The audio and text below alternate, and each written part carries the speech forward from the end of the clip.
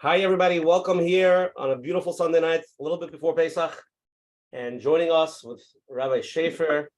And tonight's shir is going to be amazing. We're looking forward.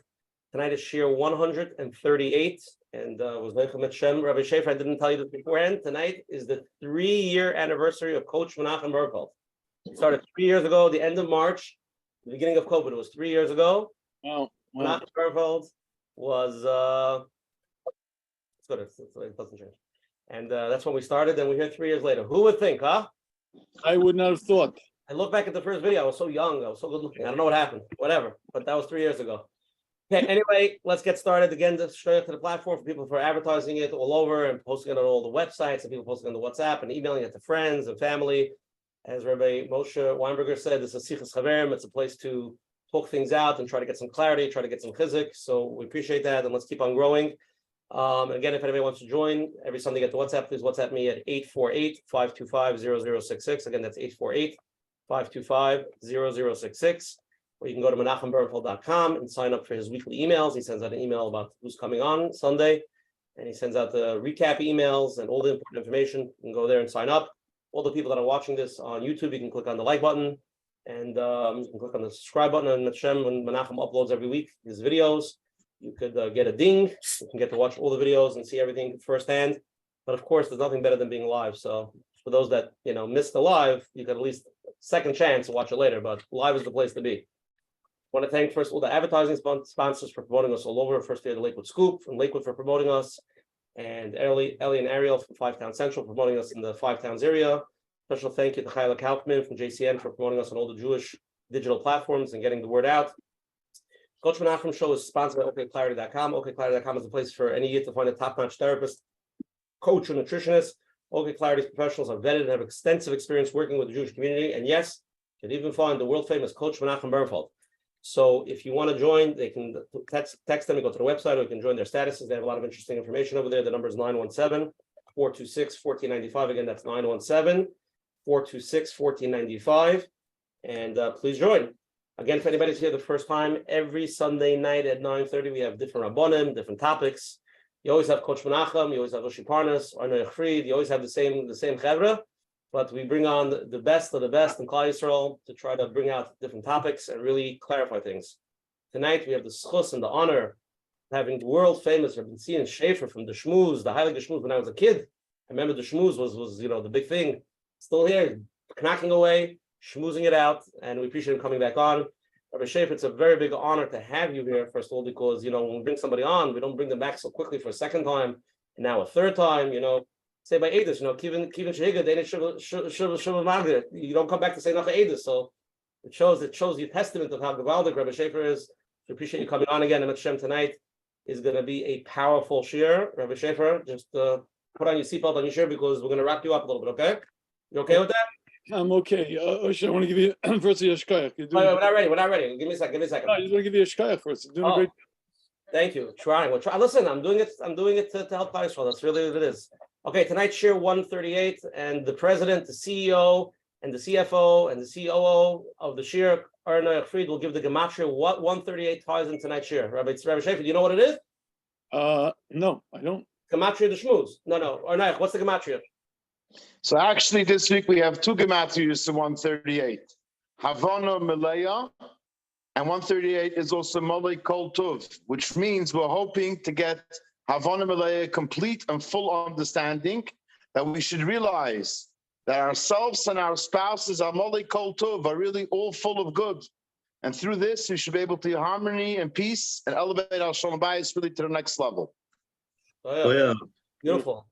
Okay, we're going to start off first with Coach Menachem Bernfeld. There's a lot of topics on the flyer. I don't know what's going on over there. I'm confused. What are we doing here tonight? Vus, Retman, what are we talking about tonight? Are we talking about Pesach, Shavuos, Sukkot? Beautiful. Thank you very much. And I want to thank everyone and welcome everyone to another Let's Get Real with Coach Menachem. And Baruch Hashem, yes, it's number 138. And like we heard, it's 3 years with a lot of siyata d'shmaya and a lot of work. And Baruch Hashem, with Hashem's help, we're able to continue with Hashem's help, with your help, with everybody showing up. And Hashem should help us. We should be able to continue to help Klal Yisrael. So you're talking about marriage or maybe Pesach. I think Pesach or every Yom Tov, it's hectic out there. There's a lot going on, and people become more aware of whether they're doing it your way, they're not doing it your way. You would love if they would do it different, or they would do it and they're not doing it. So it does bring up a lot of marriage issues, which we will be talking about. But it's important when we talk about marriage, there's a lot of levels. You can be talking about the person that just got married, and Baruch Hashem, things are working out, but they're starting to see small things that they're not sure, and they have that something in their mind. Maybe I made a mistake, and here we are to hear, no, listen, slowly, let's figure this out. We're not the same, and we have to figure out how we're going to do this. Or talk about those who are married many years and maybe married off some kids, and they don't believe anything can change anymore. It is what it is, and this is the way it is. And well, you showed up tonight, and hopefully, even for those who feel that they're married many years, or their issues are so big that they don't believe it can change, hopefully you'll be able to pick up some ideas. It is important, before we start, for somebody that's struggling, if somebody is in a crisis, listening to these ideas can be hard, because if in your mind you think it's not possible, and here you hear, we have somebody who Rabbi Shafier deals with this day in, day out, and he sees results, and he tells you do A, B, and C, and you're thinking to yourself, what's he talking about? This does not work. It's not going to work for me. And you might feel a little bit irritated, and you're going to want to jump off the Zoom call. It could happen, and that makes sense. What I wanted to, is first validate. And if you can try to listen, try to hear what he's saying, even though you think it doesn't work for you, but just write it down, take it in. And maybe somewhere it's going to fall in to see, maybe I can try something small, try something here, try it there. So hopefully you'll see some change. So a bracha for all of us, for all of those. We all need it. Our marriage should get better. We should take it to the next level. We need a lot of healing so that we can take it to the next level. In Mitzvah Hashem, we should have a lot of siyata d'shmaya, and as a big schos to have Rabbi Shafier with us. He has a lot of knowledge, a lot of experience, and hopefully he'll give us a little bit, some tips that we can use that could help us in our marriage in Mitzvah Hashem. Menachem, beautiful opening. Somebody just texted me 138 is the Gematria Menachem. So yeah, it's good to know. Okay, so let's get into it, Rabbi Shafier. Let's start. Okay, so tonight's shir, we put a lot of topics in there, but it's really all going to tie together.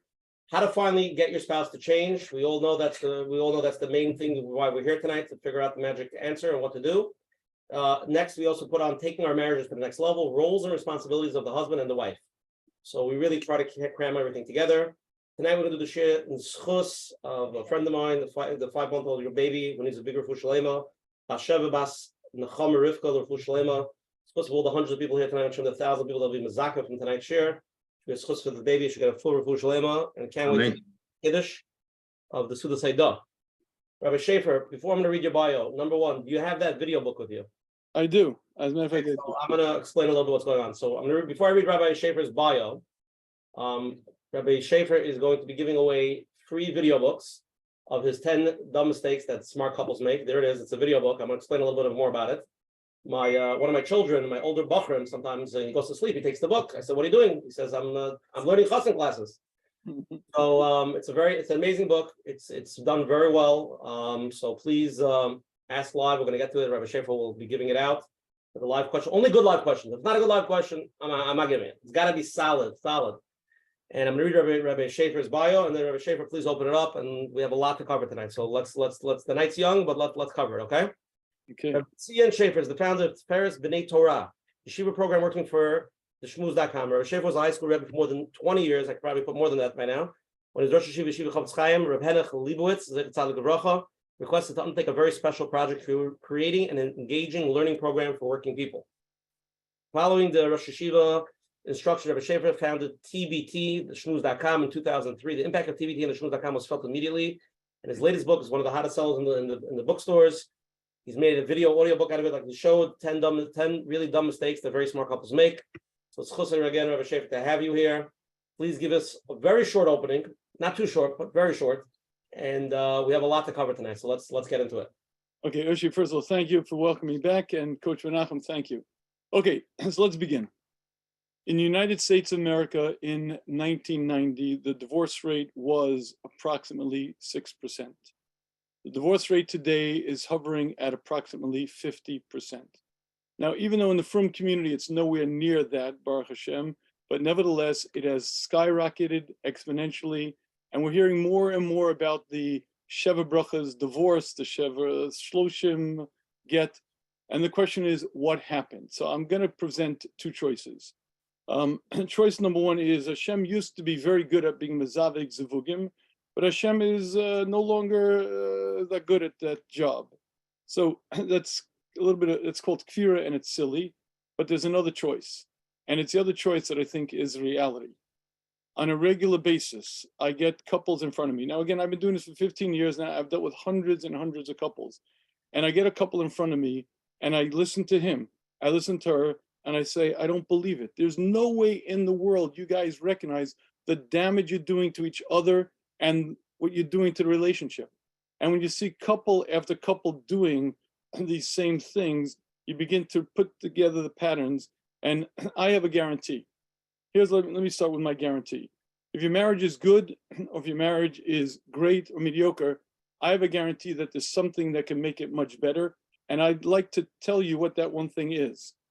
But before I tell you what that one thing is, I'll share with you one important observation.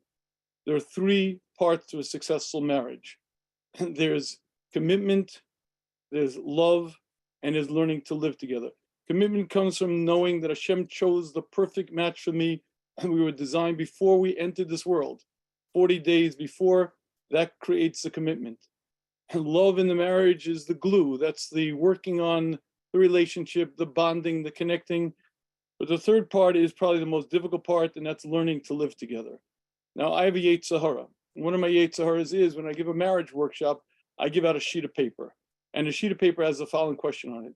If you could change one or two things about your marriage that would make a dramatic difference in it, what would those one or two things be?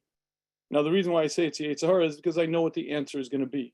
The answer invariably is going to be something about my spouse, something my spouse does or my spouse doesn't do, something my spouse should do or shouldn't do. And I'd like to share with you that it should be rather obvious that there's not a lot that you're going to do to change your spouse, but there's an awful lot that you could do to change yourself, and that changes so many things in the relationship. So let me begin. I have a word of wisdom to share with the guys on this call. Gentlemen, if you would like to be happy, this is a word of wisdom. If you would like to be happy, my word of wisdom is let your wife know that you cherish her, that you love her, and let her know in word, deed, and action that she is number one in your life. And if you let her know that, she will be happy. Now, that may seem obvious and it may seem clear, but I cannot tell you how many guys dropped the ball on this one. And this is the biggest mistake that many, many smart people make. You know, the book is called The 10 Really Dumb Mistakes That Very Smart Couples Make. The number one mistake that men make is they forget that it's the husband's responsibility to romance his wife. The husband's responsible for the romance in the marriage. The husband's responsible to plan the dates. The husband's responsible for the gift notes. The husband's responsible for everything that involved in the creating that bond of love. Now, I've spoken about this many times before. Usher, can I do my little story, my vignette? Okay, I get the call from the woman. Rabbi Shafier, can I talk to you? Sure, what's up? It's my husband. What's the problem? Well, he's a good guy. He learns, he spends time with the kids, he has a good job, he's responsible. I say, so far it sounds pretty good. What's the problem? The problem is, I don't love him. I don't love him. Okay, how long are you married? 10 years, how many kids? 5 kids. So what do you do? What do you do when you get the call and the woman says she's married for 10 years, 5 kids, and she doesn't love her husband? So I ask the question that I always ask in that case. I ask, madam, tell me, last month, how many times did you and your husband go out? But go out doesn't mean to a bar mitzvah, to wedding, or to in-laws. How many times last month did you and your husband go out to spend time together, to bond, to connect, to just be together and share a connection? And the answer invariably is we didn't. Okay, the month before that, how many times did you go out? We didn't. The month before that, by about 8 or 9, I stop and then I say these words, Madam, don't you understand? You're like two ships in the night. If you're not going to bond, if you're not going to connect, if you're not going to work on the love in the marriage, guess what? You guys are going to be distant and apart, and very shortly there's going to be bickering and fighting. And that is, again, the very first of the 10 really dumb mistakes very smart couples make, not working on the love in the marriage. But gentlemen, this is the point. And this is where the guys drop the ball. It's your responsibility. It's your responsibility to plan the date. It's your responsibility to send the gifts and the texts and the love notes and to call 2-3 times a day just to check in. But why? If she wanted to go out, I told her, just you choose the place and I'll be there. You dropped the ball big time. You just blew it. Why? Because a woman at the core of her essence needs to know that she's loved. I've said this many times before, but it bears repeating. The Stipler writes in Igeris, if a woman doesn't know that her husband cherishes her, if she doesn't know that her husband loves her, it's close to pikuach nefesh. At the core of her essence, she has that need to be loved, to be cherished. And if she doesn't feel it, she's going to be very unhappy. Hence, you're going to be very unhappy. And I'd like to share with you the one interesting observation that a lot of gentlemen don't get. Most women in the beginning of their marriage are insecure about their husband's love. When I say the beginning of the marriage, the first 30 or 35 years, most women don't really believe that their husband loves them. You know, like that girl with the daisy, he loves me not. It is my firm belief that most women do not firmly believe that they're number one, that they're cherished, that the husband fundamentally cares about them. And if your wife doesn't get that message in word, deed, and action, you will be one unhappy person. Why? Because she's going to be unhappy and your life is going to be very, very unhappy. And this one is on the guys. I have to say this again and again. And gentlemen, it's your responsibility. The husband's responsible for the romance in the marriage. Again, that means the gifts, the love notes, the mini vacations, everything that are involved. And I'm going to say these words. A couple is supposed to be having an ongoing love affair. That's what the nature of the relationship is.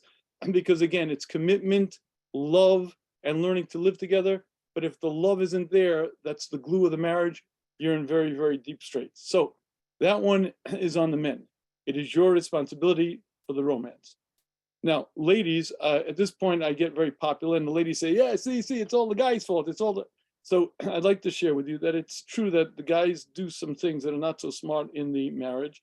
However, it is my firm belief that many women do things that make it difficult for their husband to like them, let alone love them. So I'm going to pick the one single mistake that women do. Here we go. It is my firm belief that every young woman, as she walks down that aisle, has a 10-point home improvement policy in mind. And it's that guy under the chuppah who is the recipient of her 10-point home improvement policy.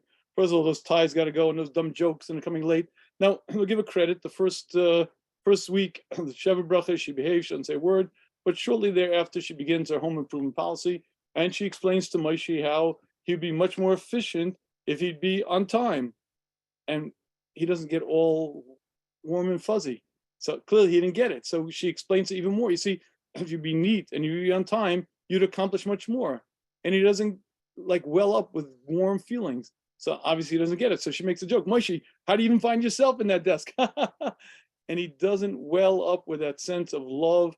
So here's the point. What she's trying to do is something that's disastrous to any marriage.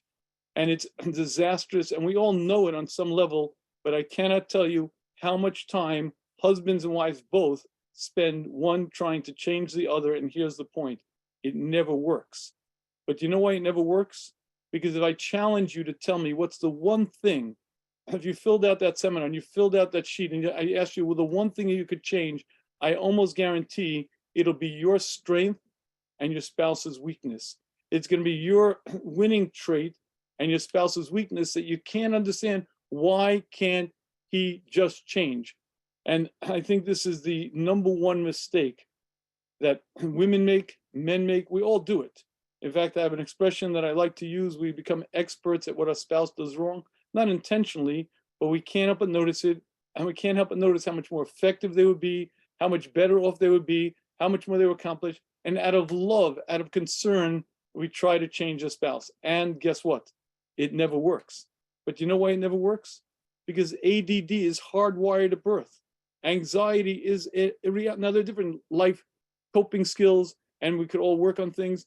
But when you understand the reason why your spouse is the way he or she is because that's the way Hashem created them, it becomes a lot easier to deal with it.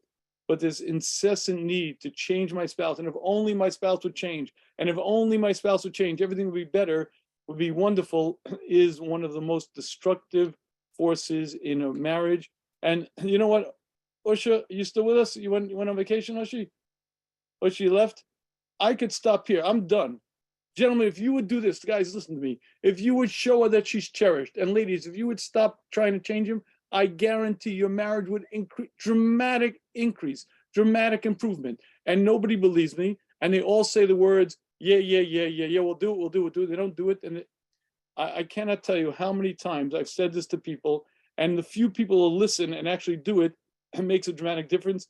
But basically, it's an uphill battle.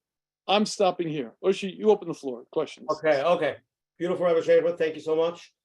Again, just to repeat, anybody who asks a live question, Rabbi Shafer is going to send them a video book. Rabbi Shafer, who should they email with the question and their address? RENA@theshmooze.com, THESHMUZ.com, RENA@theshmooze.com, THESHMUZ.com. Okay, amazing.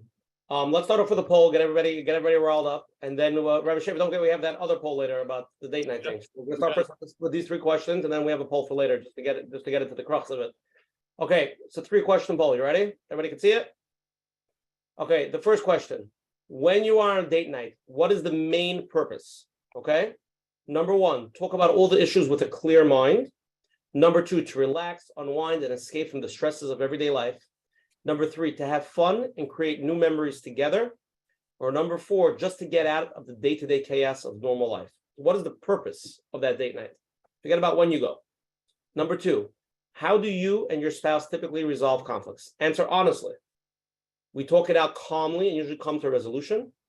We argue until we reach a resolution. We avoid conflict and hope it goes away by itself. Or option 4, we seek outside help from a Rav or a therapist. Third question: if you could change one thing in your marriage about your spouse, let's forget about the marriage. If you could change one thing in your spouse, what would it be? Okay? 4 options. One of them, not all of them. Obviously, everybody wants all 4. One of them. Okay? Number 1 would be midos, his general character traits. Number 2, general appearance. Be honest. Number 3, Yiddishkeit and how they deal with the children. Or number 4, how they deal with stressful situations. So those are the 3 very easy questions to answer. Everybody should know this off the top of their head. Now, just answer the best of your ability, whatever you think, and be honest. It's anonymous, so it doesn't, nobody's holding it against you. And we'll get the polls, we'll share them, and then the Rabbi Shafer will speak on them, and then we'll get into some live questions, okay?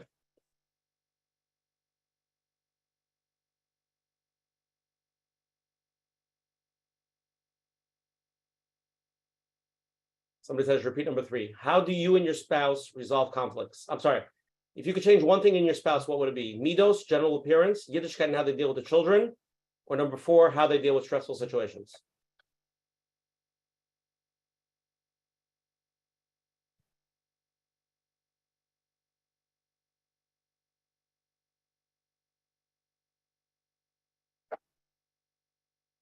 Five seconds. Okay, let's share with everybody, okay? 1 second, people are still voting, another minute.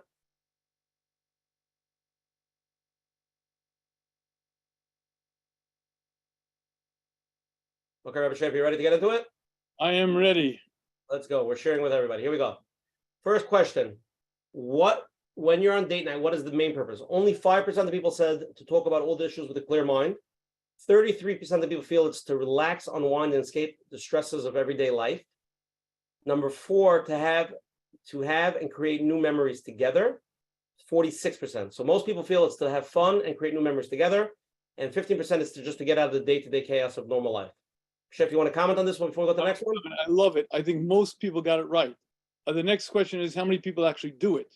You see, okay, we'll get to that. We'll do the poll on that afterwards. Let's do the poll. let me comment on this. Do you understand the importance? Meaning, if there isn't a connection, if there isn't a bonding, if you guys aren't lovers, then everything in life is going to be an issue. Listen, to be honest with you, men and women are vastly different.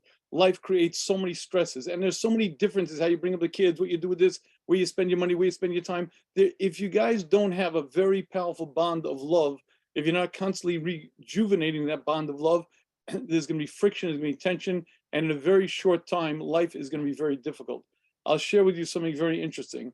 My wife and I took the COVID test. The COVID test is not what a lot of people think it is. The COVID test is when you spend 6 months in one house with your spouse, how do you get along? And can I tell you something? Baruch Hashem, we're married 36 years. It was beautiful. You know what it's like to have your best friend there and you're always together. It's the most beautiful thing in the world. But that requires an awful lot of working on the marriage. The first part of working on the marriage is to spend time together. And now I like the idea to relax, unwind, escape from stress of everyday life. That's nice. Have fun, create new memories together, just to be a couple. A couple means you share, you bond, you connect, and it has to be regular. It has to be done on a regular basis. Now, again, gentlemen, I'm not letting guys get off the hook. Even after you plan the date, and even after you made sure it happens, there's still a lot more you have to do. It's the gifts, it's the love notes, it's a text during the day. It's everything involved in letting your wife know that she is number one in your eyes. And can I tell you something, Usha? Can I tell you something very, very, very interesting? I was tempted to write 2 books. One for women, how to deal with the husband, and one for men, how to deal with their wives. The name for the book for women was going to be called How to Train Your Lizard. You know, guys are cold-blooded, you know, how to train your lizard. And all the women laughed and they found it very funny. It would have sold many, many copies. The problem was when they found out the name of the book for the men, how to deal with their wives, they weren't so happy. The name of the book for the men is How to Tame Your Dragon. You see, if you treat a woman right, she's happy and well, but if not, the flames come out. So even though that's a joke, it's not a joke at all. I created a 12-week, I had a bunch of men.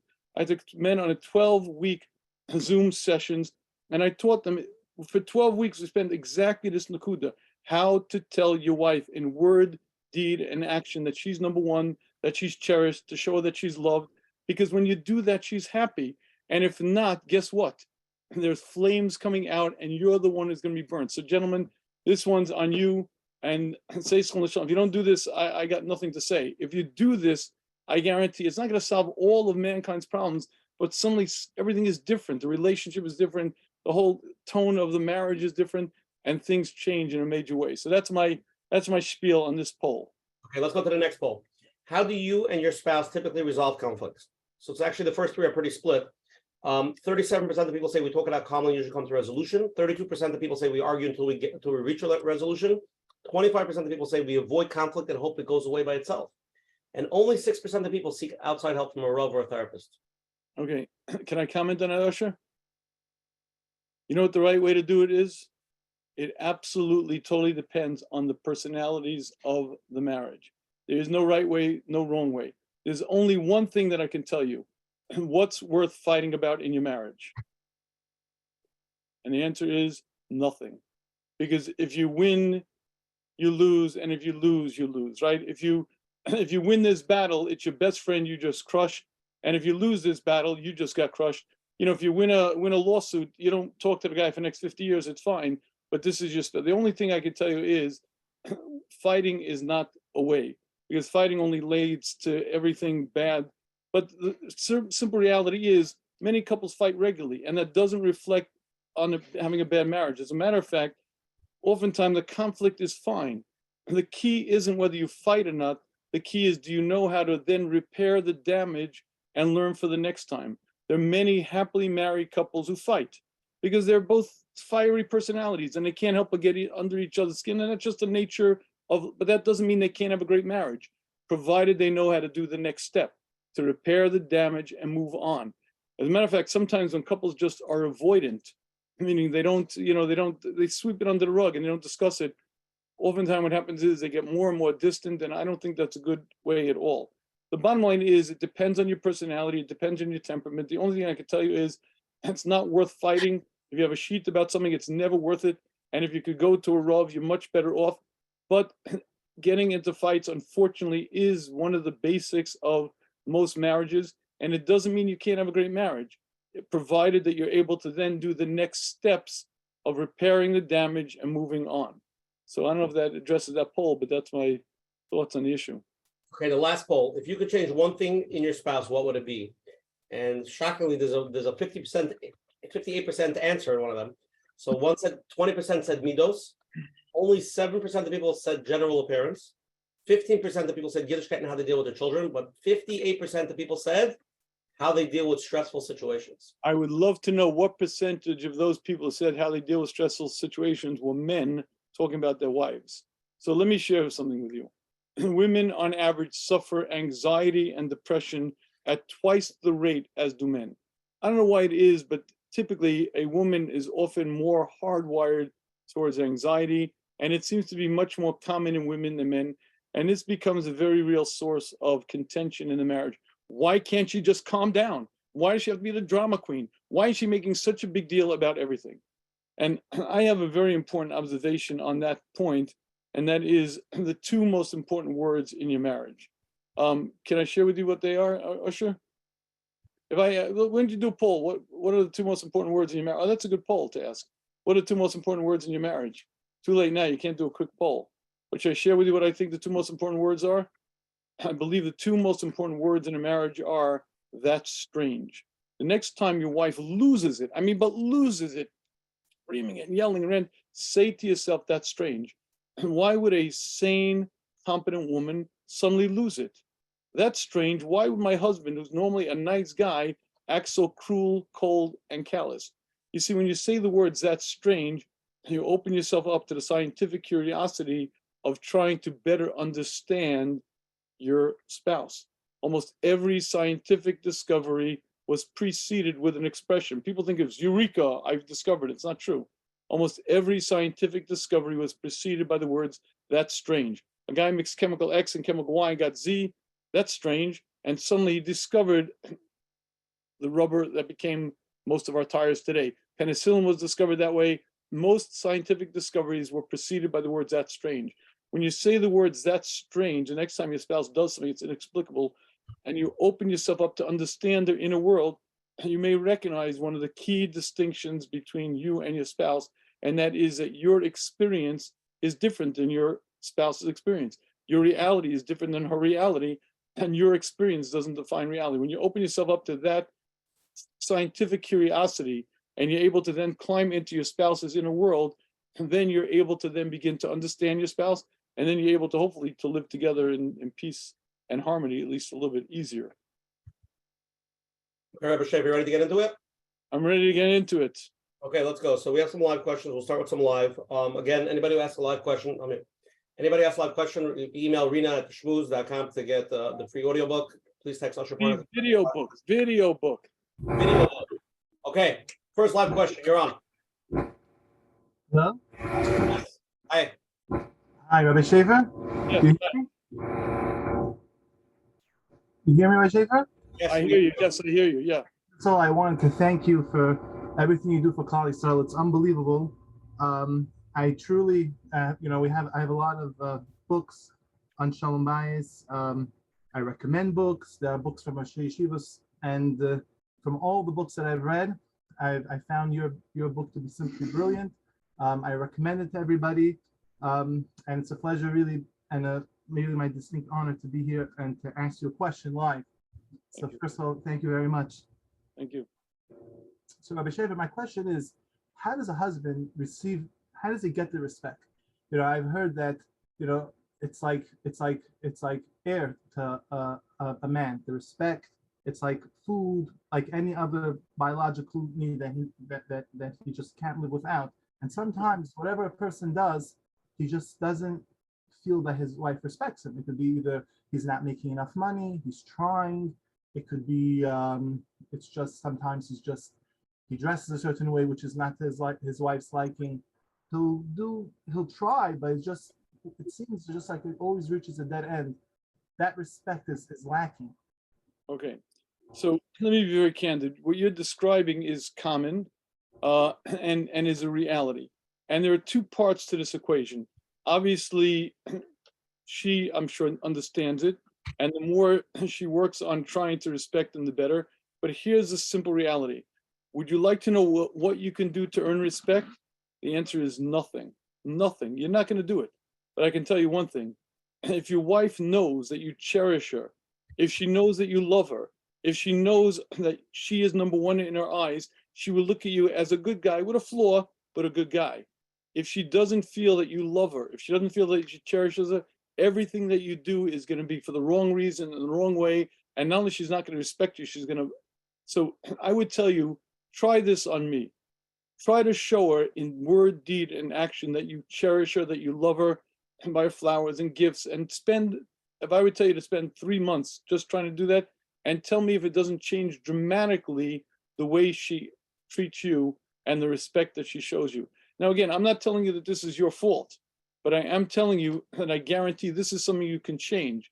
And very often what happens is when a woman feels that she's not cherished, she's not loved, it comes out different women in different ways. Some women get nasty, some get biting, some get spiteful, some get derogatory.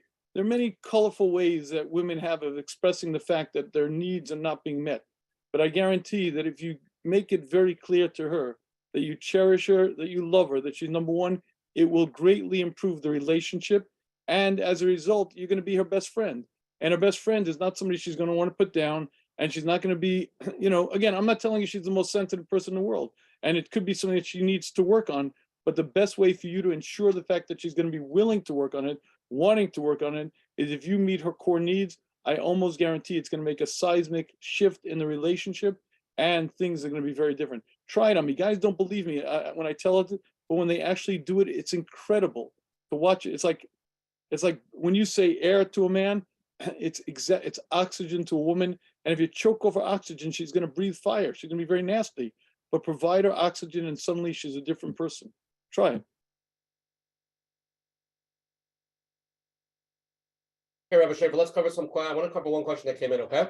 Yeah. Should we put the poll on dating? Do we want to talk about dating a little bit? Go for it. Okay. Because it's tied into the question over here, okay? Mhm. It's really, we got like 4 different versions of the question, okay? I'm going to read the few different versions, then we'll do the poll, and then give us the answer.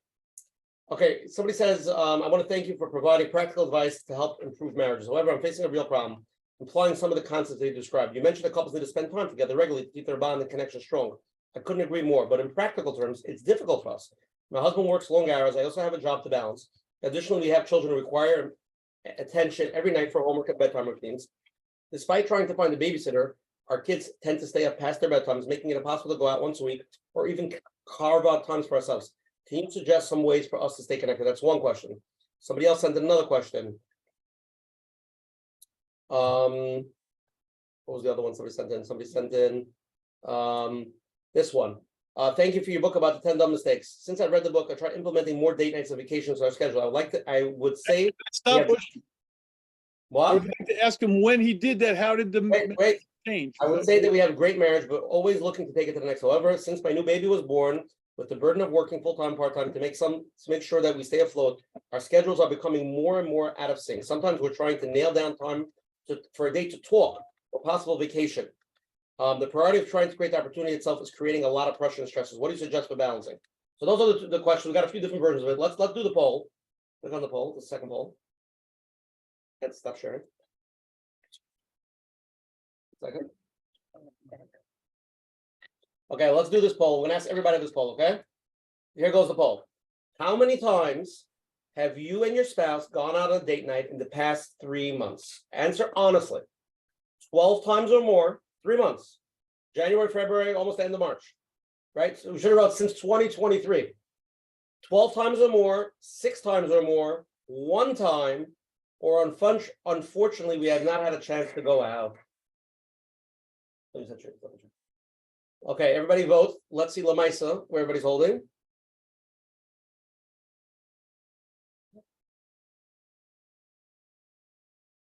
Five seconds.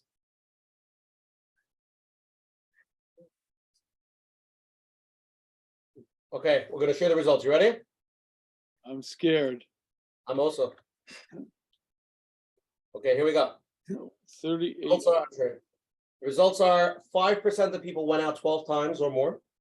90% went out 6 times or more. 38% was 1 time. And 38% was 0. So basically between 1 time and 0 is 76%. So 76% of people here tonight in the past 3 months went out 0 times. I don't know how to do a half. So Rabbi Shafier, answer the question. Lamaisa, there's a reason why, right? It's not working. Why? You Okay. write all the world, but Lamaisa, huge right. concept in theory. Okay, ladies and gentlemen, let me be very clear. We are busy. We are busier than any generation in the course of history. That's assuming you don't have an iPhone, assuming you don't have a phone constantly interrupting your life. Just the responsibilities of a husband and wife today are greater than any other generation previously between Sakamam and it's incredible. Okay, at the same time, I have to be very blunt. You have to make a decision. Do your kids come first or do they not? Does your family matter or does it not? And this is the big mistake that people make. People say, my kids come first and therefore I have no time to date. My family comes first and therefore I have no time to go out with my husband or my wife, etc. And that is a fallacious argument, because if your kids come first, you'll know that the best investment you can make in your children being wholesome, happy people is a solid marriage. And if your marriage starts to fray, then all bets are off. You see, especially when your kids are little, you guys are 10 feet tall, you're the center of gravity. If you're quibbling, if you're fighting, which invariably happens, because that's just the nature of life. If you're not constantly increasing the bond, the connection, you're going to fray, you're going to go apart. And before you know it, there's going to be tension as you're fighting. And the single best investment you can make in your children being wholesome, happy people is to make sure that you have a solid marriage. And there are no shortcuts here. There's no way you're going to do this without spending time together. I don't care what you tell me. Well, we're so aligned in life goals. We have the exact same hashkafas, and we're so aligned in exactly where we want to bring up our kids. That's beautiful. But if you don't have a marriage, guess what? You're going to be, it's impossible. The glue of the marriage is the love. If the love in the marriage is gone, forget about it. And if you don't bond, if you don't connect, you don't spend time together, it's not going to be there. So all of your interests, your family, your kids, the very first primary responsibility of husband and wife is to the marriage, because the marriage is the center core of your family. It's a center core of your kids being happy and well adjusted. And if you don't make the time, if you don't actually make it a priority, guess what? You're going to suffer. So, I'll be, Osher, am I allowed to be honest? At a certain point, I lose my patience. People, they kvetch and they kvetch and they kvetch. Let's get real. Let's get real. Coach Menachem, can we get real? It might take time. Might take time. I'm going to try. I'm not a coach, so I can be real. People kvetch and kvetch and kvetch. And I'm telling you, this is such an easy solution. And it works so brilliantly. And it's so easy to, if you do it. But no matter how much you kvetch, and no matter how many books you read, and how much you complain about your husband, your wife, my husband, my wife, but if you don't spend the time to work on it, guess what? It's not going to get better. It's going to get worse. And it's just a question of time, and you get more and more distant. And before you know it, you call Rabbi Shafier and say, what would we talk about on a date? I don't even know the person anymore. So, what can I tell you? If you don't want to, I don't know how to say this. You're right. There's no question that we have many responsibilities, but this is the prime responsibility, because your kids will not be well. By the way, if you think you're busy now, try 2 homes. If you think you're busy now, you don't have much money now, try divorce attorneys, try paying for alimony. But I don't even mean to be facetious. I mean in a very serious way. What I mean is the best investment you can make in your family, in your kids, is spending time together as a couple, but it has to be religious. It has to be done regularly, religiously. You have to work on it, and it has to be a priority. And there's nothing I'm going to do, no book I'm going to write, no videos I'm going to come out with, if you're not going to take the solution. It's like, here's the solution. If you don't take it, nothing's going to work. So what am I going to tell you? I think obviously there's a blockage that many people have. Yeah. And we see it because you could tell them this is clear that this is what they have to do, but for some reason they're not doing it. They can't do it. Something is holding them back. And for them, obviously they need to figure out what it is. Coach I Menachem, don't know if I heard it from you once, the word, but I think I heard it from somebody. It was a great word.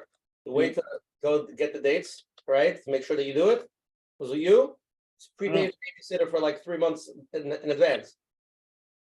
right? Hire a babysitter. But see, Coach Menachem, can I be? Here we go. Let's get real. I used to be facetious. When I was facetious, I used to call it relationship anorexia. Anorexia is a very difficult to understand disease where people starve themselves to death. I believe there's relationship anorexia. They starve the relationship to death, and then they wonder, how did we get here? How do we become so distant? What happened to our marriage? Well, what can I tell you? If you're going to starve it, this is what you're going to get.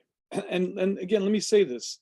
If you think it's not from, I'm telling you, it's a chiyuv d'oraisa to work on your marriage. I used to tell guys very simply, guys would ask me, come close to Yom Kippur, what should I do tshuva on? I would say one fight that you have with your spouse, I guarantee you're over so many more love than anything you can imagine. The amount of losa says that you're dvorim, and the amount of tsar and pain that you cause your spouse in one fight is untold amount. Losa says 30, 40, 100, hundreds of them.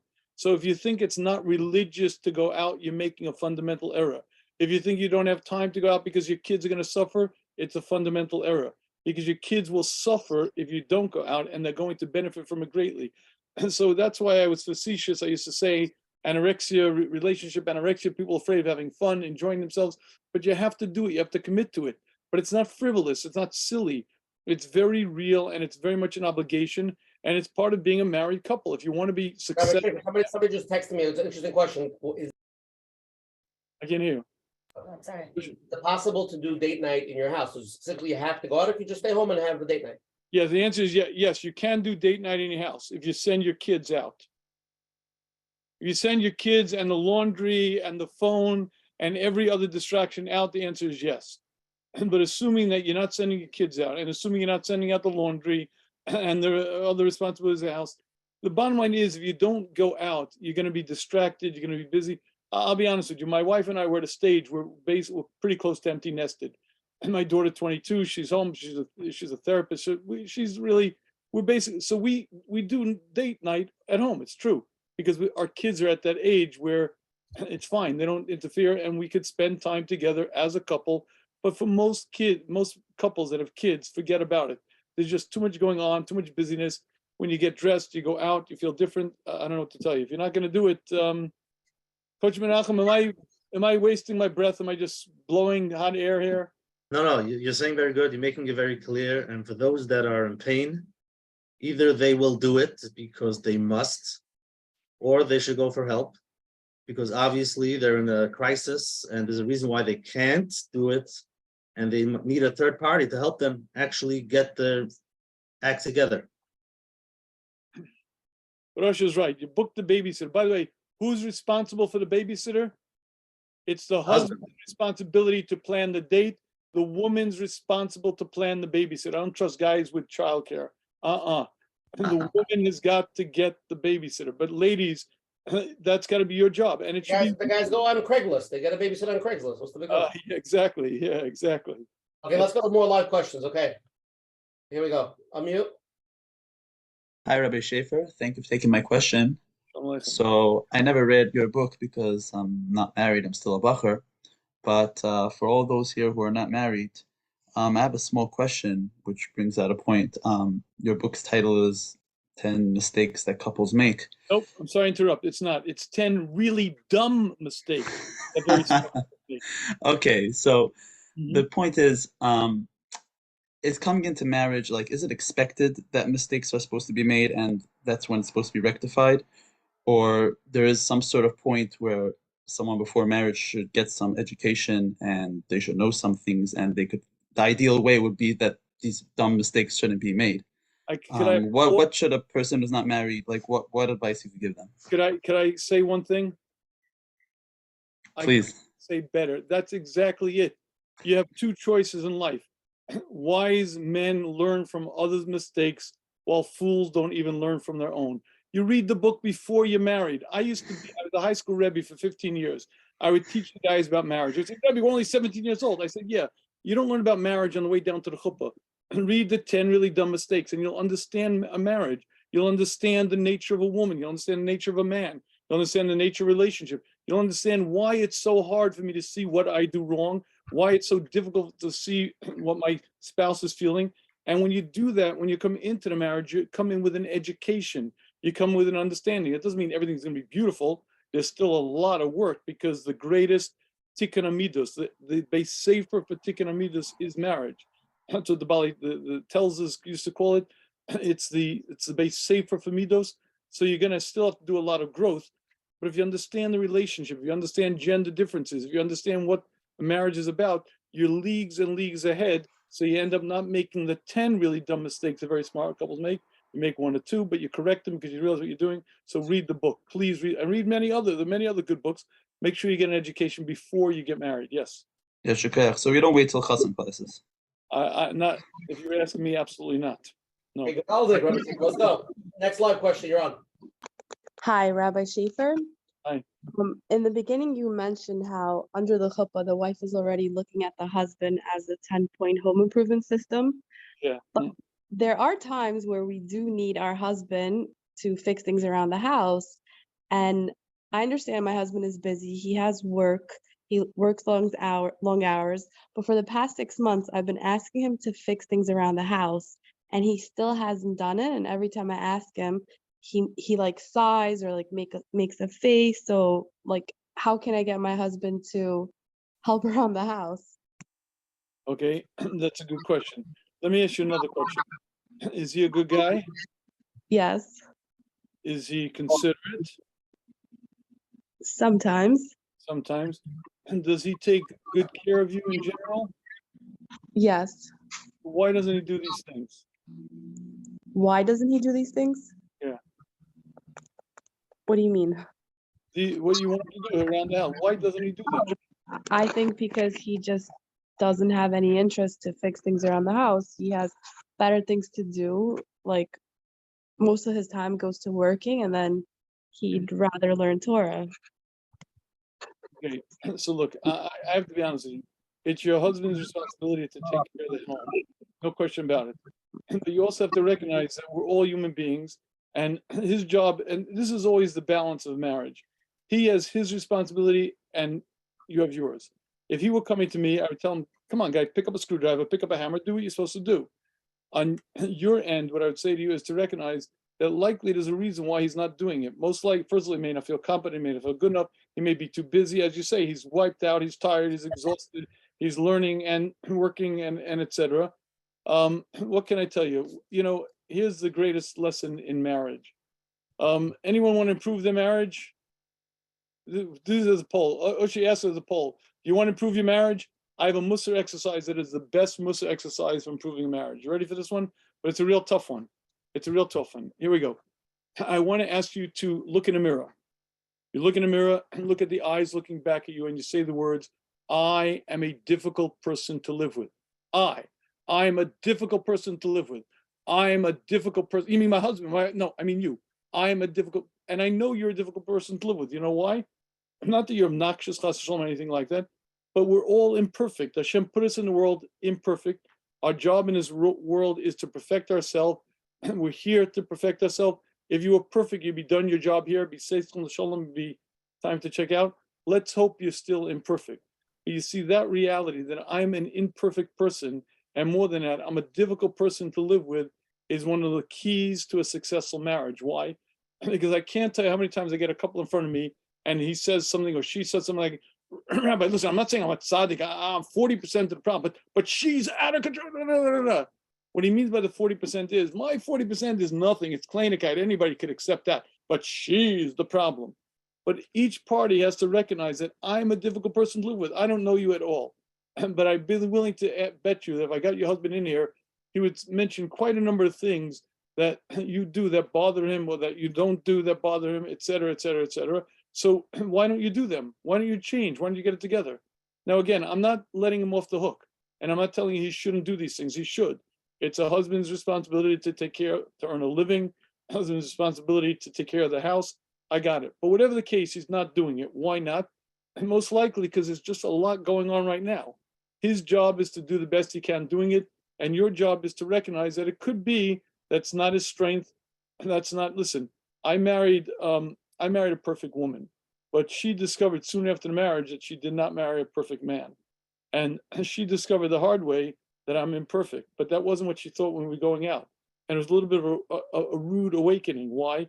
Because no matter who you are, no matter how put together you are, you have stuff. We all have stuff, and getting comfortable with that idea that I'm a difficult person to live with, and therefore maybe it's not so easy to my spouse, makes it a lot easier to be solvel the things that your spouse does that makes it difficult for you.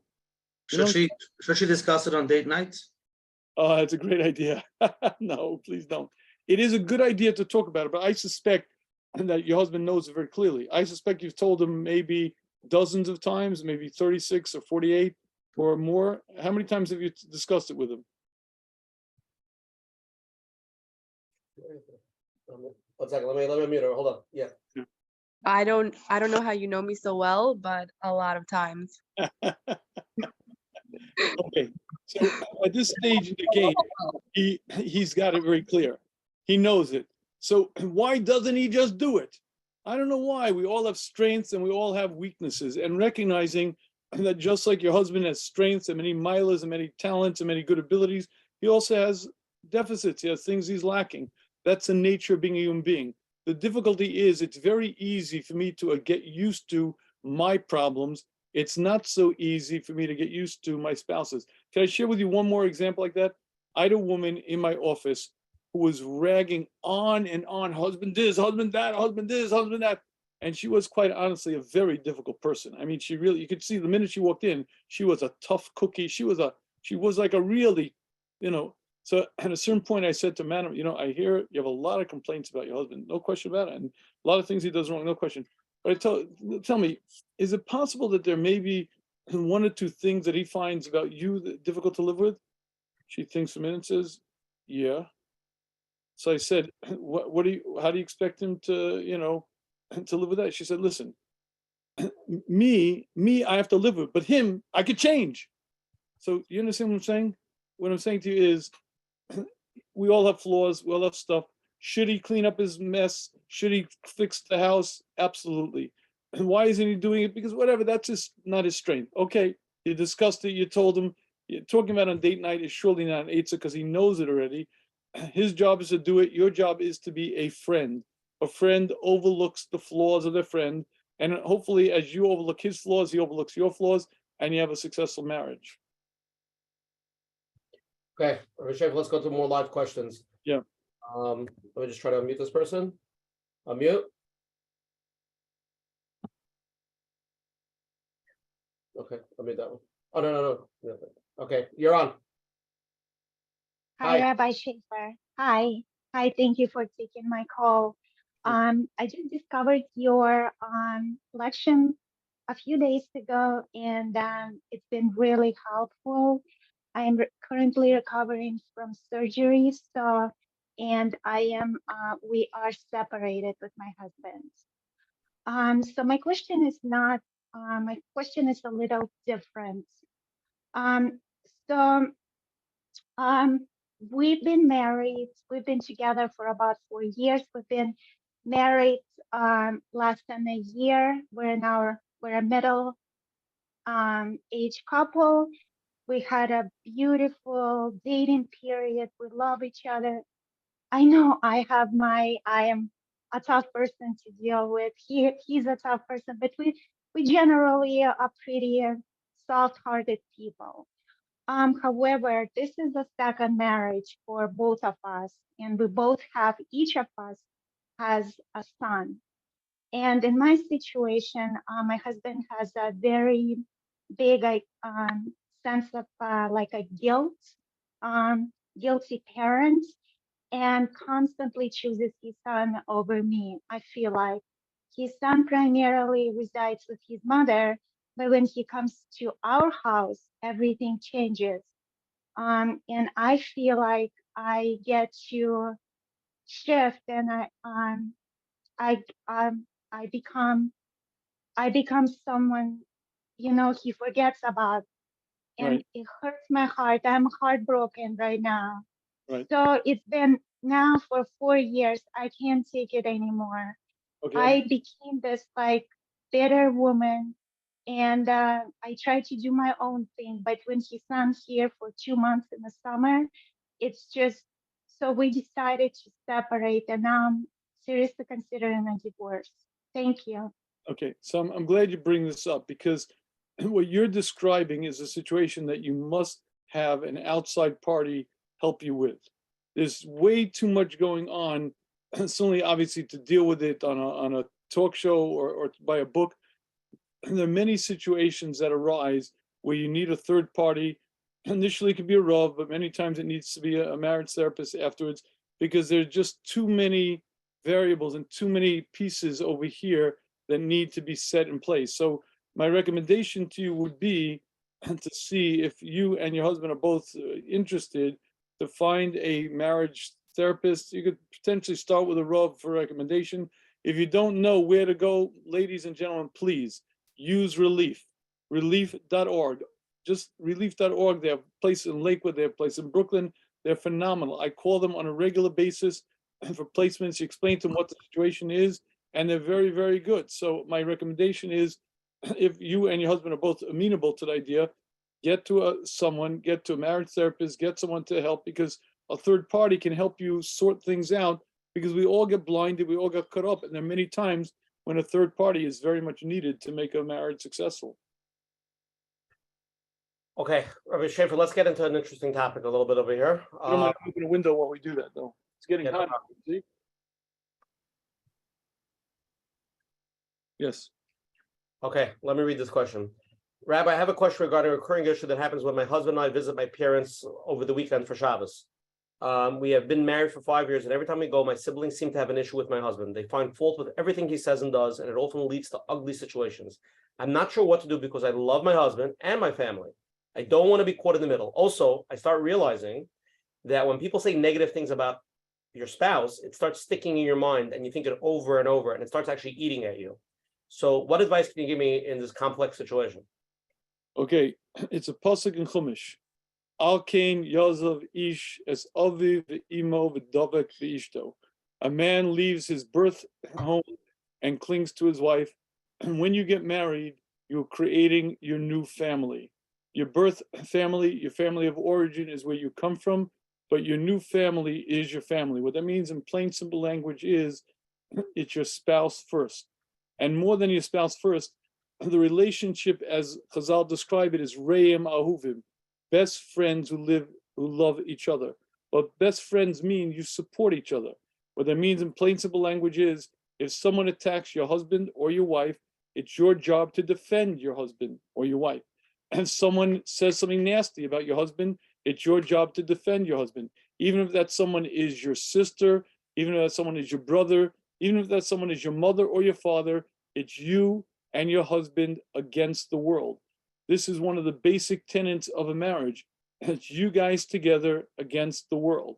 And that means you are best friends, you support each other, and it means your marriage comes first, your husband comes first. And if your siblings don't like it, say some l'shalom. If your mother doesn't like it, I'm very sorry. If your father doesn't, I'm very sorry. Your obligation to your husband comes first. And I can't stress this enough. This is a mistake that young couples make.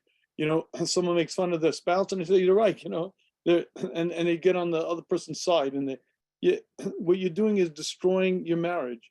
You guys are together, one unit, you create your new family and you bond, and it's your job to be best friends, and it's your job to support your husband against the world. So you got to be there for them. And one more step also, by the way, many guys do this, you know, they'll defend their wife against the brother, the sister, the mother, the uncle, etc.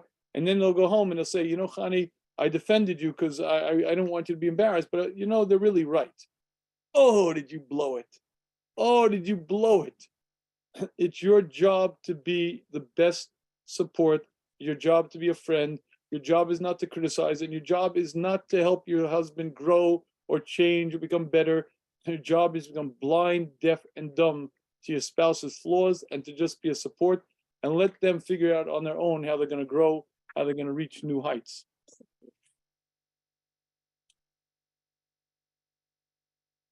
Rabbi Shafier Moededik. Okay, let's go to the next live question. You're on. Hi, Rabbi. Thank you. I have a 4-year-old son who's very, very adorable, but he's very difficult. And me and my husband sometimes disagree on how we should parent him and deal with his issues. Right. Okay. So first of all, let me make one suggestion.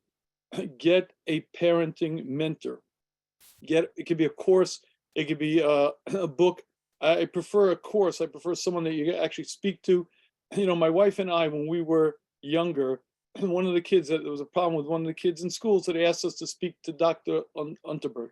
Dr. Unterberg had been she was the head of psychology at University of Rochester. I was a Rebbe in Rochester, and she would meet with parents to teach them how to parent. My wife and I met with her for about 2 weeks, and we learned how to deal with our child. We continued going to her week after week after week. I would take copious notes. I begged her to write a book. The wisdom that this woman had in terms of child development, in terms of understanding a child, was phenomenal. She was a student of Dr. Ganat. Anyway, I begged her to write a book. In the end, unfortunately, she died before she did. But this is the point. Unless you have an incredible amount of experience parenting, unless you've parented many kids already and you're long away the path, it's very unlikely that you have a very solid understanding of what a child needs. Do you know how most parents parent?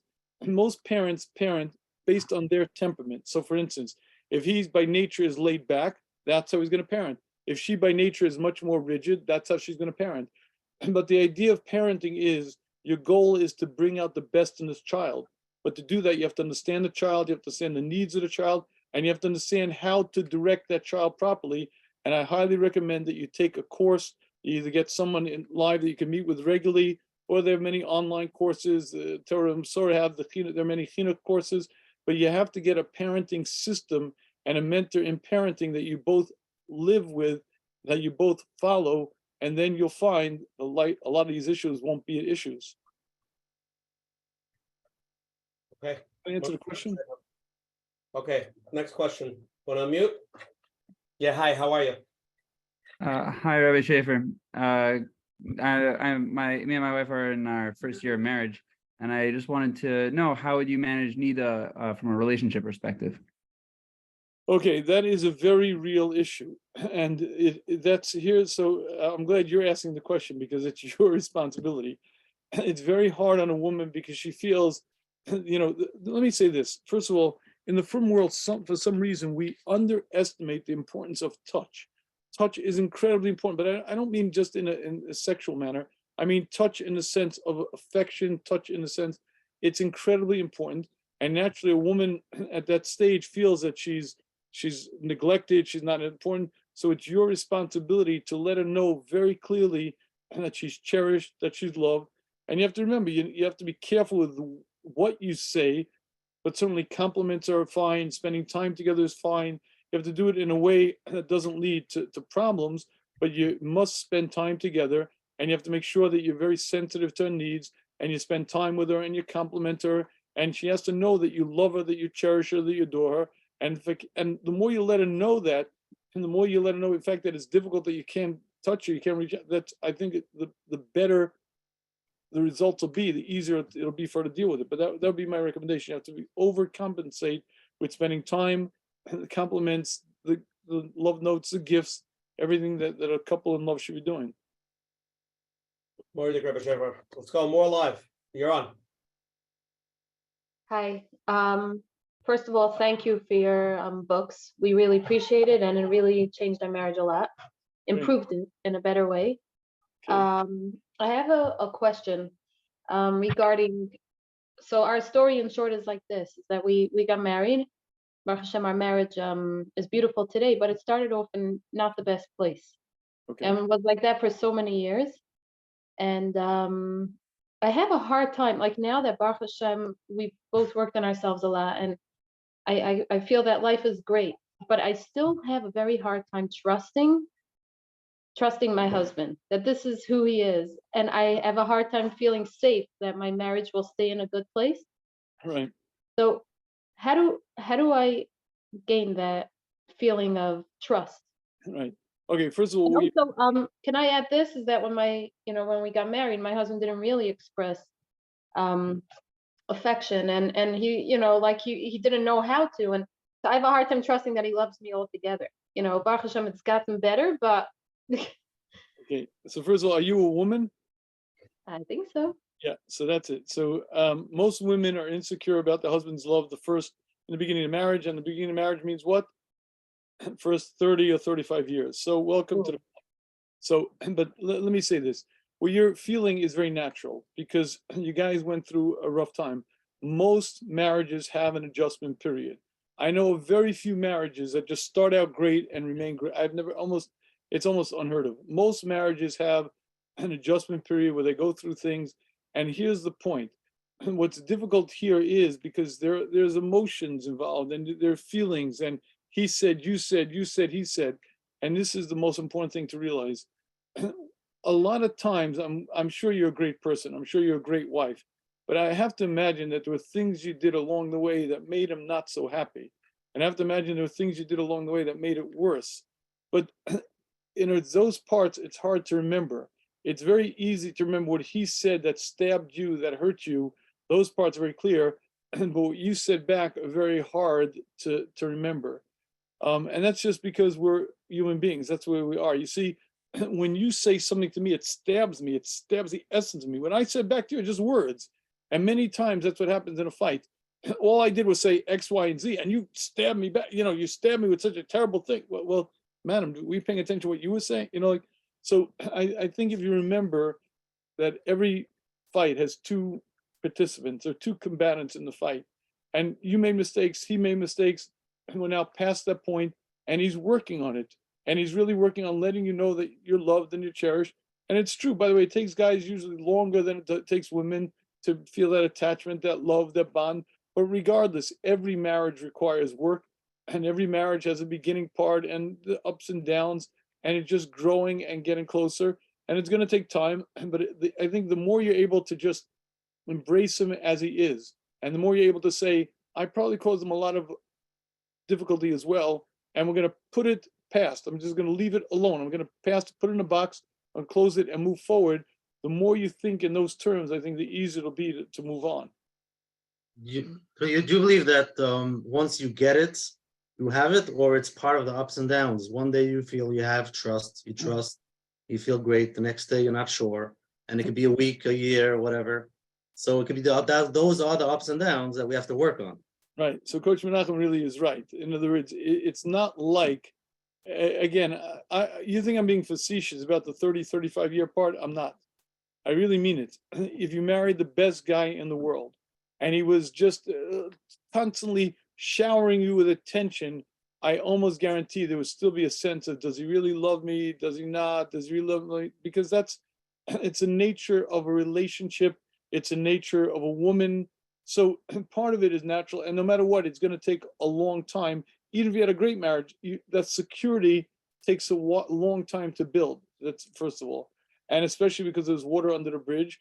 And again, it's going to be ups and downs, as long as you're heading in the right direction. Especially you say now, you guys are you're in the right mode. You're in the right direction. I think the more you work on it, and the more you ask yourself, what could I do to improve this relationship? What can I do to make him happier? What does he want? What does he need? You know, we're all very focused on my needs in a relationship, but it's the opposite. Asking myself, what could I do to make my spouse happy? And by the way, a lot of times couples don't know. I don't know what he wants. I have not a clue so I have a little clue. If you're ever curious as to what your spouse really wants and you're not sure, I have a little secret. It's a schooler. Are you ready for this? It's not a gematria, but it's a schooler. It's a schooler called Listen to What They Say. And I guarantee she said it 100 times. He said it. All you have to do is listen. No, he doesn't really mean that. Yes, he does. He really means that it bothers him no end when you do X, but it shouldn't. It wouldn't bother me. I got that. But if you actually listen, very likely you'll find what it is that your spouse wants, what it is that they need. And the more you focus on that, likely the more the relationship will improve. And Mitzvah Hashem will be in a very different place. But as Coach Menachem points out, it is a growth process and it's not overnight. It takes time and there are ups and downs, but Mitzvah Hashem, you're heading in the right direction.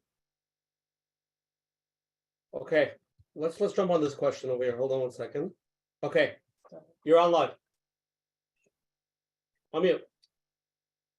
Hi. Fine. First, I want to tell you two things. One was that I am a therapist and I highlight your book word for word and show my clients and have them read it out loud to each other when I do couples therapy. So I really do want to thank you for that. I'm amazing. Can I interrupt you 1 second? I'm sorry to interrupt you before you ask your question, but I'm going to interrupt. Have you seen the video book? I have seen it. I don't own it. Okay, you're going to own it because you're going to get a free copy. But the beauty of the video book is you don't have to read. It talks to them. It's a video book. It literally plays the video, but it's Very animated cool. and it's great. It's watch it. The second thing I wanted to mention was that Yeah. I had two daughters that got married last year. And for their Sheva Brachos, I bought anybody that hosted them and my girls your book because I thought it was fantastic. Thank you. So thank you. It was really awesome. Okay, so my question is that sometimes I have sometimes like if I have a date night with my husband and like I'm too tired or whatever it is, he gets that feeling of rejection. He gets very upset about it. Like if he says, okay, we're going out at 9 p.m. and I say, okay, we're going at 9 p.m. and then all of a sudden it's like 10:30 at night, he gets very, very rejected and that's the end of our night. Okay. So that's Right. That's a problem. It's a reality. So my wife and I had that problem and we found a solution. Now it doesn't work for everybody. For us at work, we do lunch dates. Now, depending on your schedule and depending on how flexible you are, in our case, we were able to do it where we take off in the middle of the day, meaning it doesn't have to be at night. A lot of times, first of all, people get tired at night, things are busy, whatever it may be. It only matters that you spend time. Sunday afternoon might be an ideal time. Again, it depends on your family and the dynamics, but it's much more important that you be present on the date and you be there than it be at night. So a day date is a great idea, if again, Sunday, or sometimes, depending on, again, the schedule and depending on the situation, if you could do that, I highly recommend it. Does that work in some way in your situation? Would it work?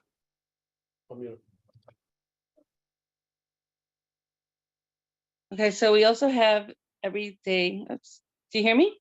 Yeah. Okay, so we also have every single day we have a lunch date. So every single day? Every single day. And we're married 30 years. Stop, please. 1 second. Did everybody hear that? Did everybody hear that? Say it one more time. What do you have? A lunch date. How often? Every single day. One second. I want to, one second. You have every day? Every day?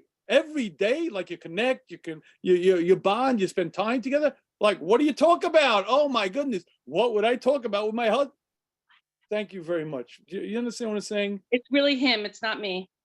He's always saying, okay, it's 11:59, 12 o'clock is lunch. So we sit down together every single day. Almost every, I'm not perfect. So I thank you for coming on just for saying those words. Everybody else on this program, do you hear that? Do you hear that? I'm sorry, but do you understand? If you spend time together, guess what? You bond, you connect. Sometimes it's not always great. It's not always one, but you're connecting. All right, I'm sorry. You had a question. I'm sorry. I'll behave. Go ahead, please ask your question. It does that, right. So the thing is in the evening as we go out, during the daytime, lunchtime, we sit down and we talk to each other. So, but the thing is that sometimes I'm not Mrs. Perfect and it's hard and life happens. So it's a little challenging for me.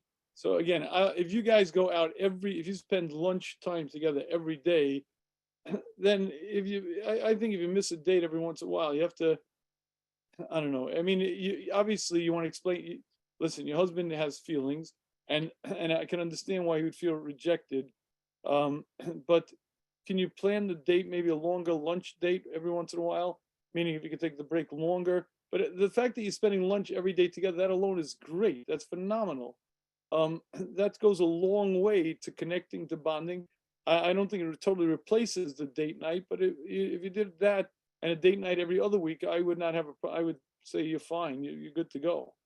I'd be fine with that. What would you tell him if he's asking the question? I tell him, so I'd say, sir, your wife is a good person. She's a human being. She gets tired, not because she doesn't want to spend time with you, not because she doesn't love you, but because she's a human being. And you have to recognize that reality and you have to plan the date in a different time. Either you go out earlier or you go out during the day, make your lunch date longer, go out Sunday afternoon, figure out a way to do it when your wife isn't going to be as tired, and you have to recognize it's not personal. It isn't personal, and just figure out a way to do it where hopefully you won't have that issue. Okay, Rabbi Shafier, ready for the next one? I am ready, but thank you very much for that. I love that. Thank you. Oshi, it was worth it just to hear that. We go out every day. We spend lunchtime. Wow. It's great. I'm sorry. Yeah. Some people like every day. This doesn't sound right. Okay, next question. You're on. Okay, I have a total different question. Yeah. Would you talk a little bit about marriage with trauma, marriage with addiction? How long should you wait for your husband to be sober? Is there hope in addiction, even if they relapse like many times, betrayal and all that? Is there hope in such a marriage, or? So there's always hope, but obviously that question requires a very careful assessment of your spouse, of yourself, of the situation. I certainly can't answer it, here without knowing any of the details. Do people change? The answer is yes. Is addiction difficult? It sure is. Any change is difficult. Do people change? The answer is yes. Do they change easily? No. Some people never change. Yes.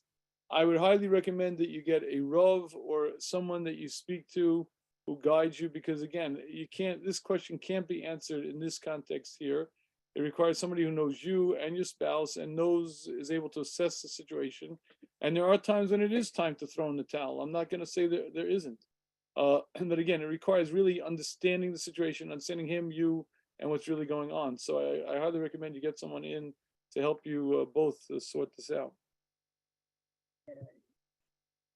Okay, Marital, Rabbi Shafier, we're just getting warmed up over here. The oven's on fire. How many video books do you have? Okay, you're on. Can unmute, please? Unmute. There you go. Hi. Hi, Rabbi. So earlier you said we should be blind, deaf, and dumb to the weaknesses of our spouse. I'm confused on that. Does that mean we should never say anything about it at all, like in the beginning of marriage, from the very beginning? So blind, deaf, and dumb. Blind, deaf, and dumb. Blind, deaf, and dumb. Let me say it again, because maybe I didn't say enough. Blind, deaf, and dumb. Blind, you don't see. Deaf, you don't hear. Dumb, you don't say a word. But why? But why? Why can't I just point it out? We all have this fantasy. All I have to do is point out to my spouse what he or she is doing wrong, and magically they'll change. They don't change. Now, don't get me wrong.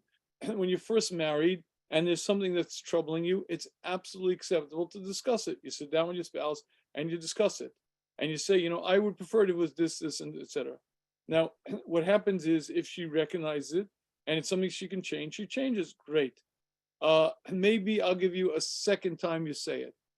She didn't change the second time. Maybe she didn't realize, she didn't understand. So explain it. Again, you sit down, when things are good, and explain to her you love her. She's the best thing that ever happened to you. You cherish her more than anything in the world. But there's one thing that if it were improved, you'd be even happier, and you explain what it is. But after that, and for sure after the third time, she got it. She understands it. And she understands that it bothers you. So why doesn't she just stop it? Why doesn't she just change?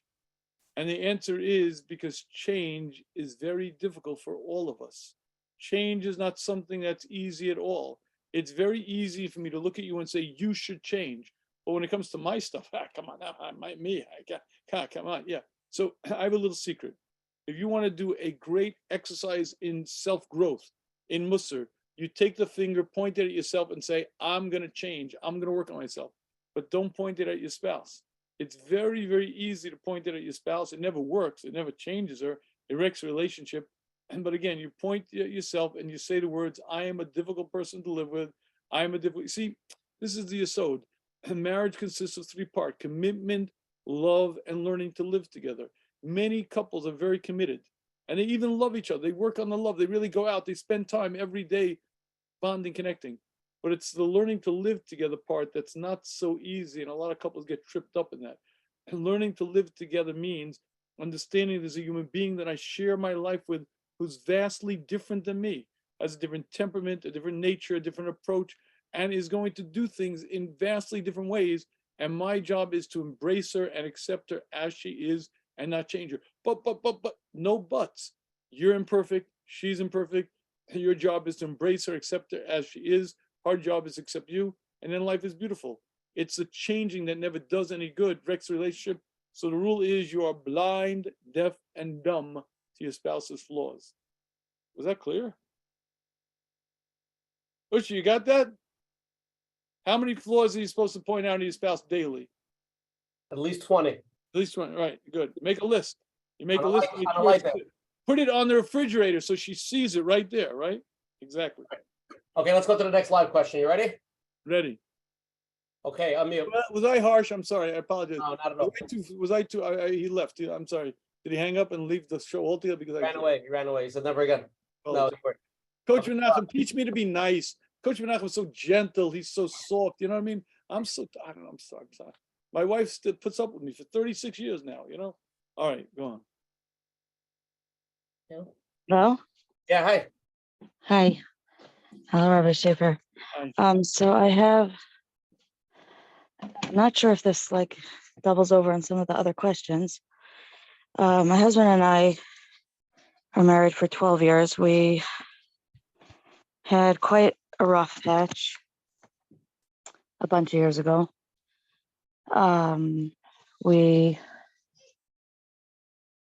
did some therapy and but my husband doesn't really believe in that stuff. There's a little bit of a family culture of if you need any kind of help, then you're just a loser. Yeah. So anytime I say, I think I need to go, it's been a while, and I think he thinks it's water under the bridge at this point, but I really do still feel like I'm suffering. And I've said, I think I should go back into therapy and stuff like that. He doesn't understand why. He thinks it's ridiculous. I have come to, You should go to therapy, or you as a couple should go into therapy. well, I would go even by myself. I have gone by myself. I don't feel that in I suppose more personal things, I felt it to be helpful. In couple things, I found it not to be helpful because he was very unreceptive. There are a lot of the time that I don't even know if he knows me. Like I'm not sure why he married me even. So I'm not even sure what my next step would be. Okay, so let me say this. There are two very discrete issues. There's you and there's a relationship. In terms of you going for therapy, I think it's a great idea and get support and work on things. Now, in terms of the marriage, obviously, if he's not a willing participant in marriage therapy, it's going to go nowhere. But there is some good news here. And that is, if you work on the relationship and he really feels that you respect him and you really bond and you really meet his needs and he really feels loved, it could be A, he'll be much more receptive to working on things, and B, it could be that alone will greatly improve things. Do you guys go spend time together? Is this on the poll of how many times you went out? What was the answer there? Very infrequently, and not for lack of trying on my part. Okay. I hate to say this. Could I make a recommendation? Sure. Okay. Would he read a book? Unlikely. Okay, how about a video book? I got this great video book. You sit there and you tell them like this, I want to watch this together with you. And it's easy. It's 3-minute videos. They're animated. You're going to get one anyway, because anyone who asks a question live gets a free copy. You sit there on the couch and you watch it together as a couple. And it's easy because you see, I'll explain to you why marriage therapy is so threatening to most guys.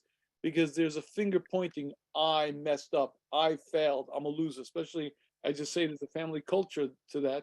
So most guys are very resistant to therapy, and many guys are very resistant to therapy in general, but for sure when it comes to marriage therapy. So I recognize that. But you see, the beauty of a book is it discuss other couples making dumb mistakes, other couples doing things, and it's much easier because it takes the burden of guilt off of me. I see these other people, and it's easy to hear. Try this, try that with him. Ask him if he'll sit with you and just what you watch it together. It's entertaining. It's a gate. You just hold it together. You watch it together, and just ask him if he'll do that with you and see if it does any good. Okay. So here we have a question that came in, and I'll read it. It's a little bit long. So bear with me. So here we go. I've been married for just over a year to a wonderful man who is a tzaddik. He has beautiful midas, patient, forgiving, generous, works hard to avoid conflict. However, there's something that bothers me and makes me unhappy. It may sound funny, but intelligence is very important to me.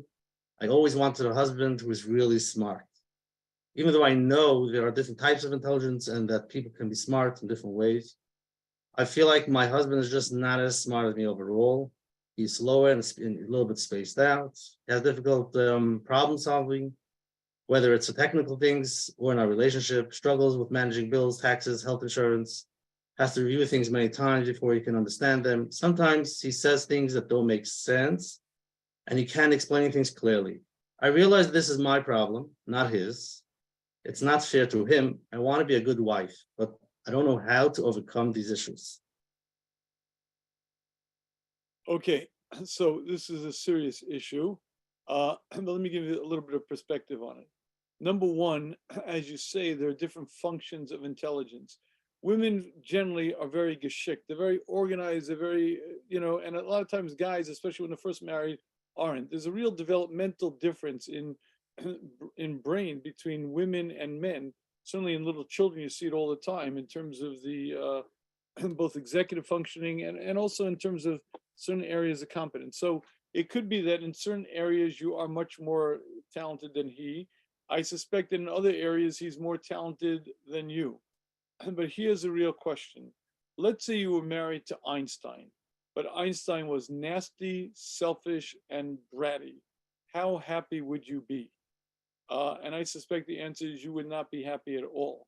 So I think the single thing to remember is there are different functions of intelligence and different areas of competence. And just because you're strong in one area doesn't mean you're stronger. He's not stronger in another area. And more than anything, to recognize that the basis of a good marriage is a bonding, a connection, sharing life goals. And smart is wonderful. It's a nice attribute, but it's not the sum all and be all of a happy marriage. And again, if you're married to a brilliant guy who is nasty and selfish, you'd be mighty miserable. And many women are married to nice guys who aren't the brilliant, most competent guys in the world, and somehow they're very happy. So I think you have to just keep in mind that your perspective, hopefully it's going to change. First of all, you realize he has many strengths that you don't have. And second of all, you'll realize that that's not really what the essence of a happy life is about. And hopefully you'll come to respect him for his milas.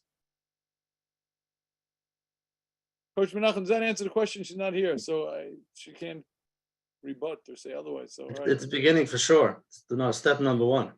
All right. She might say, how do I do that? So that goes to Coach Menachem for you. Make an appointment. Let's go to the next live question. Yes.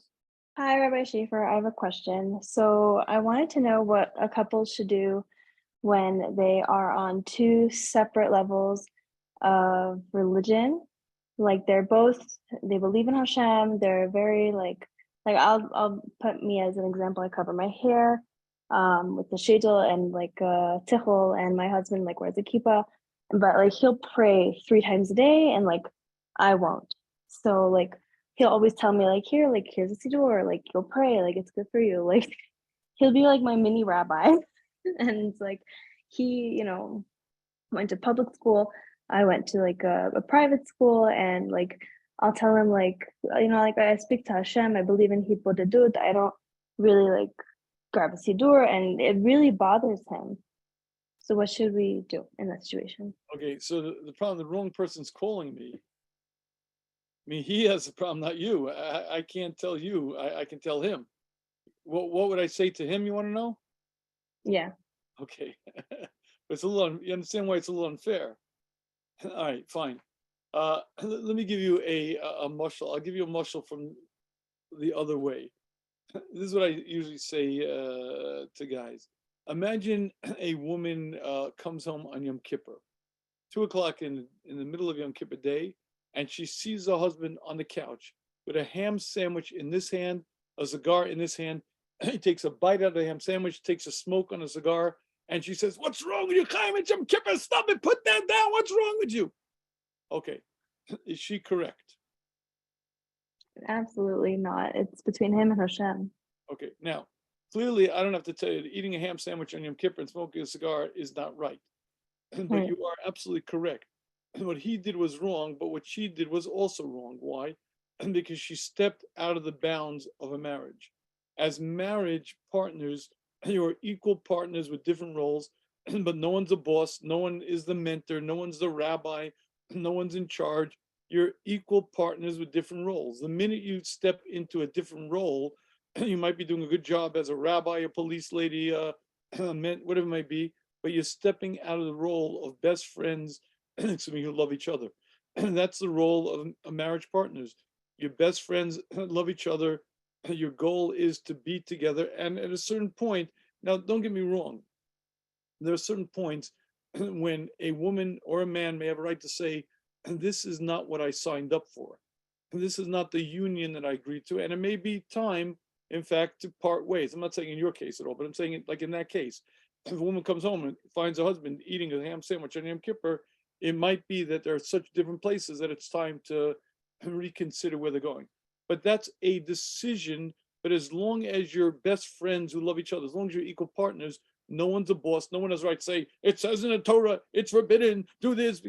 That's a fine job for a rabbi, a mentor, a mother maybe, but it's not a job for best friends who love each other. So if your husband were coming to me, I would tell him, first of all, women have a very different approach to religion in general. They're more spiritual. They don't need as many external things. And likely her davening is fine as it is. I would tell him to lay off is what I would tell him. But of course, he's not coming to me. You are. So what am I going to tell you, you know? So, Thank you. Okay. Hey, Rabbi Shafier, we got a few different versions of this question, but I'm going to ask it. It's a very general question. It's a good question. Everyone says, including Rabbi Shafier, if you spend more time with your spouse, pure time, no interruptions, an hour or two, date night, whatever you call it's going to improve your marriage. The question is that always true? Are there sometimes when spouses with poor communication, spending time together could actually escalate the situation of fighting? Somebody else just texted me also, like, you know, since COVID, they've just been together all day and it's been not good. Is there such a concept of too much time or spending time together in certain couples doesn't work?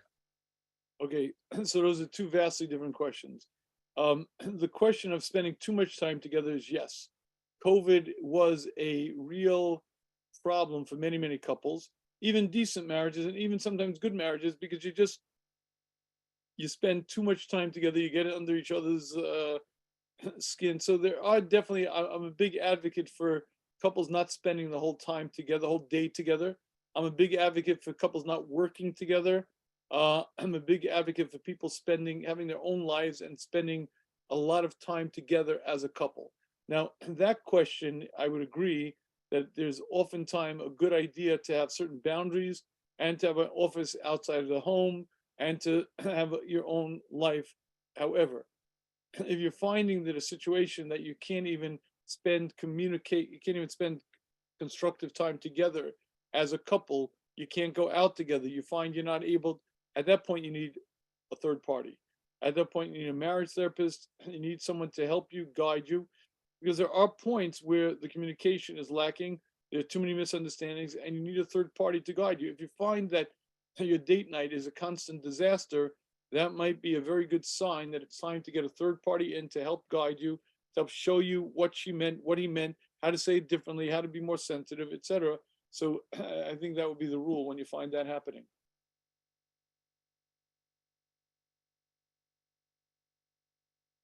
Unmute. I want to get to this question because it's a very tough question. Okay. Rabbi Shafier, you ready? No, I want an easy question. Okay, there's two interesting questions. I don't know which one to go first. How to balance traditional roles in marriage while allowing for personal growth. My issue is my wife is the breadwinner by far. She's extremely successful at her business, and I have a simple job. I end up doing a lot more of the woman's roles, like getting the kids ready in the morning, shopping, getting ready for Shabbos. Overall, it's working, but I feel like less than. Even my friends will make these jokes at me, oh, you're such a good house hubby. And it really bothers me, and I also discussed it with my wife, but it is what it is. How do I learn to be okay with the situation and not feel like a loser? Wow, you expect me to answer that? Would Shlomo Melech have a good answer to that? Rabbi Shafier, you came on the show, that's part of the risk. Oh boy, what can I tell you? That is a very hard situation. It is a very hard situation when a woman is making a lot more money than a husband. She has a high powered job and he doesn't. What I'm going to tell you, you have to trust Hashem, that Hashem knows what he's doing, and you have to do your best to be solvent. It's not an easy situation. That's not a, what am I going to tell you? It's not the natural course. It's not the natural way. My wife says it regularly. It's not the way Hashem wants it for women to have to, unfortunately, women have to work today. Unfortunately, that's a part of the reality that we live in. It's certainly not ideal, and that's a very rough situation. I guess my only suggestion is exactly what we do in every situation. You have to say to your creator, Hashem, you know what you're doing. You love me more than I love me. You know better than I what's my best. I accept it and do your best. It's not an easy situation, and I don't have a quick boom magic answer to change it. So I'm going to tell you. Okay, it's good enough. We'll take that. All right, you're on. Yeah, I wanted to know if you go to therapy and the therapist tells you that what you really need is couples therapy, and your spouse hears it and tells you that you can't talk to this therapist anymore. And it keeps on happening with numerous therapists. For how long do you have to try? Yeah.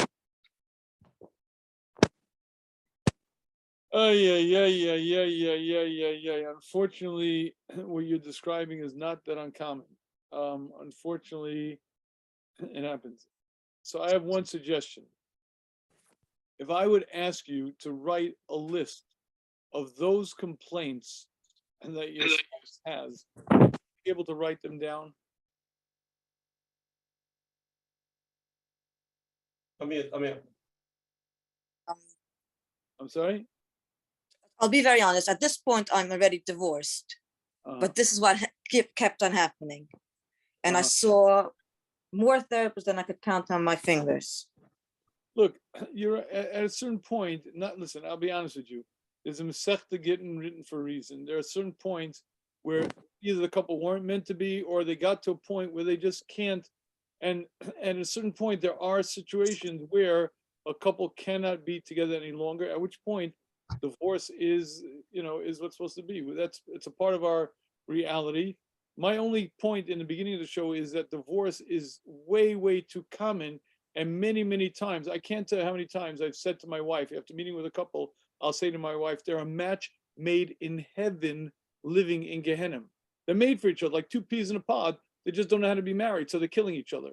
And that's what I'm talking about, and that's what the book is about, and that's what the suggestion. However, there definitely are times when a couple get to the point where they're no longer able to function together. And there's a certain point where divorce is the best alternative, because if it's not getting better, it's only getting worse. So, what am I going to tell you? That is reality, and that's, that is the situation I guess you found yourself in, and that's. Thank you. Okay, so here's another question, and it is also a long one, so let's do it. I'd like to ask a question that I'm sure a lot of women secretly struggle with too, but isn't spoken about enough. My husband over the last year has put on a lot of weight. This is putting on a strain on our marriage for two reasons. Firstly, really bothering me the way he looks at the moment. Doesn't look as good as he would with I'm not the type of woman who is into the way he looks, but for some reason, this is really making me more distant. I'm not even sure why it's bothering me so much. It could be because of the second reason. He has started to snore, and I'm a light sleeper. I don't do well with interrupted sleep countless times a night. I think this is what is bothering me so much about his weight. It is just making me resentful and all. He has tried everything from doctors to sleep apnea testing for his snoring, but ultimately we know is because he's put on weights, which is making me sleep less, which is getting me annoyed that he won't do anything about it, to try his diets extra, but doesn't stick to them.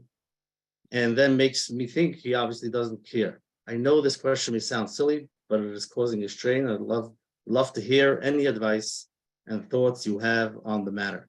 Okay, I have a lot of advice on that issue because I happen to, Baruch Hashem, I have sleep apnea.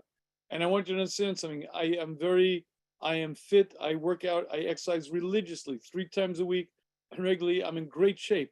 I used to be able to outrun my sons-in-laws. I could still, and I have sleep apnea. Why do I have sleep apnea? Because at a certain age, the tissues just start to, all right, so bottom line is like this.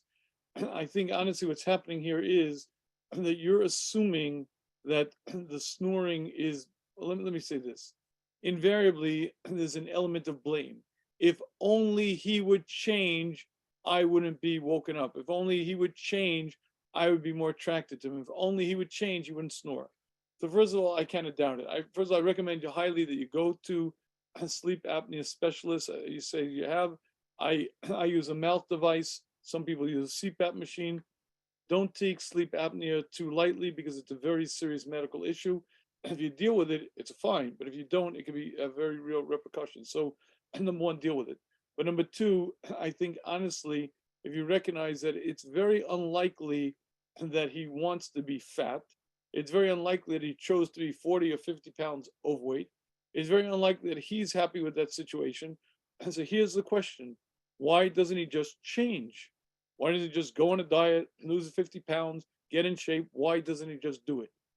And that's when we come to that core recognition that change is very difficult. It's very easy for me to point the finger at you and say, change, you better change, you have to change. But change is very difficult. And just like he has to accept you, you have to accept him. Now, again, from a medical standpoint, I highly recommend you deal with the sleep apnea. But that means, again, it might mean a dental device, it might mean a CPAP, but the odds of him losing a lot of weight quickly are pretty slim. Now, should he try? He certainly should. But the simple reality is a lot of women have trouble losing weight. A lot of men have trouble losing weight. And even if they try sincerely, it is very, very difficult. And just like the single most important exercise in your marriage is to point at that mirror and say, I am a difficult person to live with. And what that does is it lets me understand that I'm a flawed person. My spouse is a flawed person. I embrace myself as I am.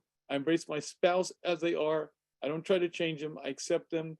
And it's Hashem. But again, please get a professional assessment on sleep apnea part. All right, Ushi, we're going late here. No, aren't we overtime already? Yeah, we charge double now. Oh, we charge double. Okay, next live question, you're on. Yeah, hi. You hear me? Yes. Thank you for taking my question. I'm married 7 years. Me and my spouse have our ups and downs. During Sheva Brachas and the weeks following was the hardest time in our marriage. And every time we get into some type of conflict, these negative feelings, they kind of resurface how we started off our marriage on such a bad foot. And if I feel like I can't let them go because I have this notion that, when you get married right away, you should have, a great marriage, at least, to begin with during the Sheva Brachas and the weeks after, it should be like a honeymoon type of feeling. Right. And, and fights, understandably fights would happen after that. But, at least initially you would think that it would be, a nice marriage. Right. So could I be very blunt? Am I allowed to be honest? Yeah, sure. Welcome to the real world. And the real world is, it's very, very difficult to be happily married. But you know why? Because marriage takes two human beings who are vastly different temperaments, different natures, and puts them together. But not just different people, that opposite genders, opposite ways of looking at things, opposite ways of doing things. I'm too late, she's too on time, we're all different. And you put two people together and ask them to live together in peace and harmony requires a tremendous amount of work. And anybody who tells you, in the world of Hollywood, we fell in love and we were married forever, and it's a nonsense. It doesn't work. It's not real. Every marriage has struggles. Every marriage has ups and downs. The key is, do you grow? Do you change? If you're now in a vastly different place now, and Baruch Hashem, I got news to you. If you think your friends had it so great, my friend had a great marriage and they were lovey-dovey, baloney. I deal with couples all the time. And I can tell you, they look so happy on the outside. You find out what's going on inside. You find out that everybody's got stuff. And the key is to work. The key is to grow. And you learn to live together. You learn to understand your spouse better. And you work on the relationship. And eventually you get to a point where it's different. If you're in a different place now, good morning. That's exactly where you're supposed to be. I have to be honest with you. I love my wife. My wife loves me. We have a beautiful marriage. We went through there was a lot of growth along the way. A lot of things that we had to, it didn't just happen. We just wake up in love, madly passionate, know exactly what to do, what to say, how to do, because that's life. In the real world, there are challenges, there are difficulties, there are fights, hurt feelings, vulnerabilities that aren't met. And as long as you're in a different place now, and as long as you're living properly now, that's great. And I think it's just the fairy tale that's haunting you. So leave the fairy tales for Hollywood. Hollywood, by the way, what's the divorce rate in Hollywood? I'll let you know. If you can't say it, I'll tell you. It's 99.9% for the first marriage. The divorce rate in Hollywood Higher for the second marriage, right? I think 405%. 405% for the second marriage, right? And the third marriage is even higher, divorce rate. So don't believe that nonsense. I'm telling every marriage has an adjustment period, and many great marriages had rough beginnings or rough patches. It's the key is, can you repair the damage and move on? And I think that's a you issue. And I don't mean to be critical here, but I mean, it's an ability to just say, I get it. That's what everybody goes through as part of life. And you put it into a box and you throw it away at tashlich and you say goodbye and you move on. Is it easy to do? No. But I think that's sort of like a reality check helps, because then you realize it's part of the game. Yeah. So thank you. Yeah, definitely brings that to light. All right. Tatzlacha. It should continue to go beautifully. Amen. Thank you. So here's a heavy one. No, we had so many heavy ones. This is a light one. Here we go. I'm sure that whatever you do, this is direct to Rabbi Shafier. I'm sure whatever you do L'Shem Shemayim. But I would like to point Stop out. there. I love it. Stop. You can stop right there. Wow.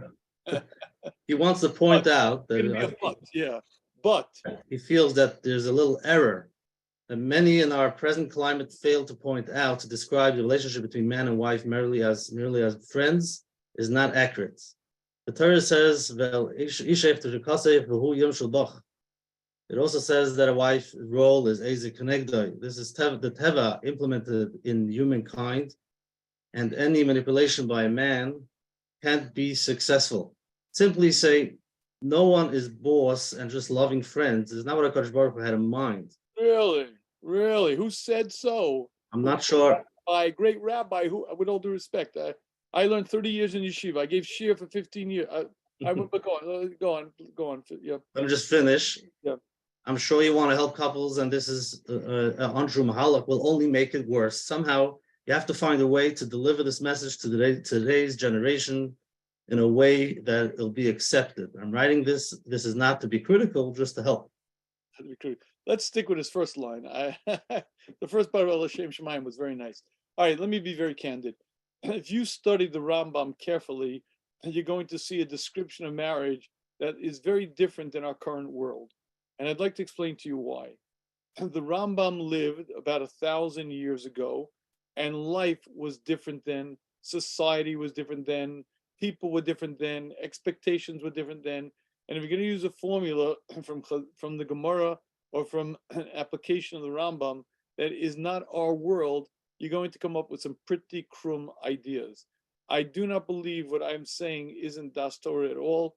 I learned from my Rebbe, the Rosh Yeshiva Zatzal, and that was the marriage that I saw he had. Don't get me wrong, the Rebbetzin had a reverence for Rosh Yeshiva like no end. I never saw anyone who was a bigger Hasidah than the Rosh Yeshiva Zatzal, than the Rebbetzin. But at the same time, can I tell you a story, Ushi? You ready for this one? Ushi, this is a great story. You ready for this? I'm a Rebbe in Rochester, and the Rosh Yeshiva asked me to start my Torah, the Shmuz. And anyway, what's happening is it's getting to be so, it's really taking over a lot of my time. And I came to the Rosh Yeshiva to ask the following question. Should I stop giving shiur and do the Shmuz, my Torah full time? So I made an appointment with the Yeshiva Zatzal, and I'm speaking to the Yeshiva. The Rebbitzins over on the other side washing dishes, and she's listening to the conversation. And I said to the Yeshiva, I'm busy. I give shiur 3 times a week, here, there, and as a result, I don't have the time to the guys in the high school. Should I stop giving shiur? And Yeshiva stops for a minute and he says, I think you should leave the classroom. I think you should do the shmooze full time. At that point, I hear the water stop in the kitchen. The Rebbitzin walks in, and the Rebbitzin says, "Is the Yeshiva certain about that?" Yeshiva strokes his beard and says, "Yeah, I think so. I think you should leave the classroom. I think you should do the shmooze full time." Now, let's put this into perspective. I was 40 years old. I was a Rebbe in my own right at that point. I go to ask a Gadol B'Torah, my Rebbe, Yeshiva Zatzal, for an eitzah, and he gives me an eitzah. And the Rebbitzin questions him. In some terms, that would be called mutiny. But the Yeshiva didn't get all huffy. He said, "One second, let me think. Yeah, I think you should." Do you know why? Because as much reverence and respect that the Rebbitzin had for the Yeshiva Zatzal had for the Rebbitzin, because that was the mutual respect and regard. So what am I going to tell you? If you see a marriage like that, you understand how Hashem wants a marriage to be. If you think you're the boss, I'm in charge. It says, I don't know what pasuk you're misquoting, but that pasuk, you look at Rashi on that pasuk is not referring to anything that you think it's referring to. William Shabach is in a limited regard in one aspect that I don't want to discuss here, but look in Rashi, you'll see what it's talking about. And there's no such concept. If you want to be the boss, you want to be the man in charge, try it somewhere. Let's see how your wife, what can I tell you? I think it's a lot healthier. Listen, don't get me wrong.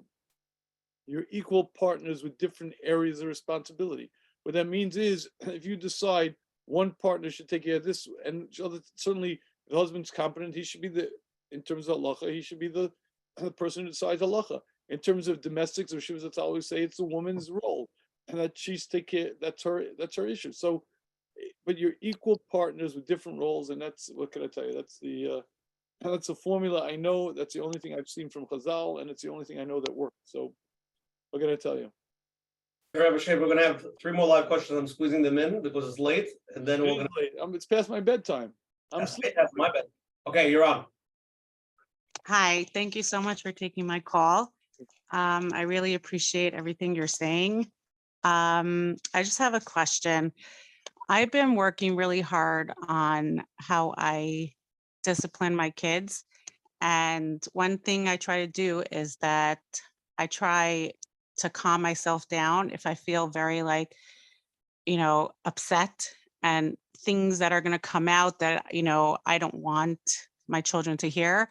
So I try to go to my room and calm down. And sometimes I'll tell my husband, okay, can you please, deal with this and this, because I know whatever I'm going to say is not going to be okay. And I'll leave and I'll go to my room. And then I try not to hear, but I do hear what's going on. And it's just yelling sometimes. And I'm like, oh my God, I just worked so hard to control myself. And he is just going on and on and on. And he knows that I'm trying to, not yell at them. So that defeats the whole purpose. And in general, sometimes also the way he just deals with the children, it's hard for me to respect him when I see when this happens. Mm-hmm. Am I allowed to be candid? I'm sorry? Am I allowed to be honest or dishonest? What should I say? Coach Menachem. No, I want to be honest. Oh, honest? I have a question to ask you. Why do you go into the room? Why don't you deal with the children yourself? Because I know I'm going to yell. Oh, I need to calm down. Yeah. So, but your husband deals with it and he yells. For one time, if you would deal with it, what would happen? I would yell. That's why, because he's not dealing. 1 second. No, when I'm involved in it, and let's say I am frustrated or whatever, but he, let's say, is just fine. He's he was doing something else. He's, totally fine with it. And he's in a calm situation. So it's if you don't mind dealing with it now, or just talk to him, or just, I'd rather, I know what I'm going to say is going to be totally I'm not okay to deal with this. Right. So again, but the child needs to be dealt with. You're saying like you're saying, if you would deal with it, you would lose it. So therefore, Yeah. you ask your husband to deal with it, and he loses it, and you have a problem. Uh-huh. Understand my difficulty? And you understand my question? You understand why it sounds a little peculiar to me? But let me be honest with you. I guarantee you, if you yell at your kids, it's not the worst thing in the world. Let me tell you, with all due respect, your kids know they're doing the wrong thing and telling. So first of all, I'm not a big advocate for yelling. Don't get me wrong. I think a good discipline system is way better, and your children knowing consequences and knowing a dispassionate discipline system, meaning if this is what you do, this is what happens, is a lot more efficient.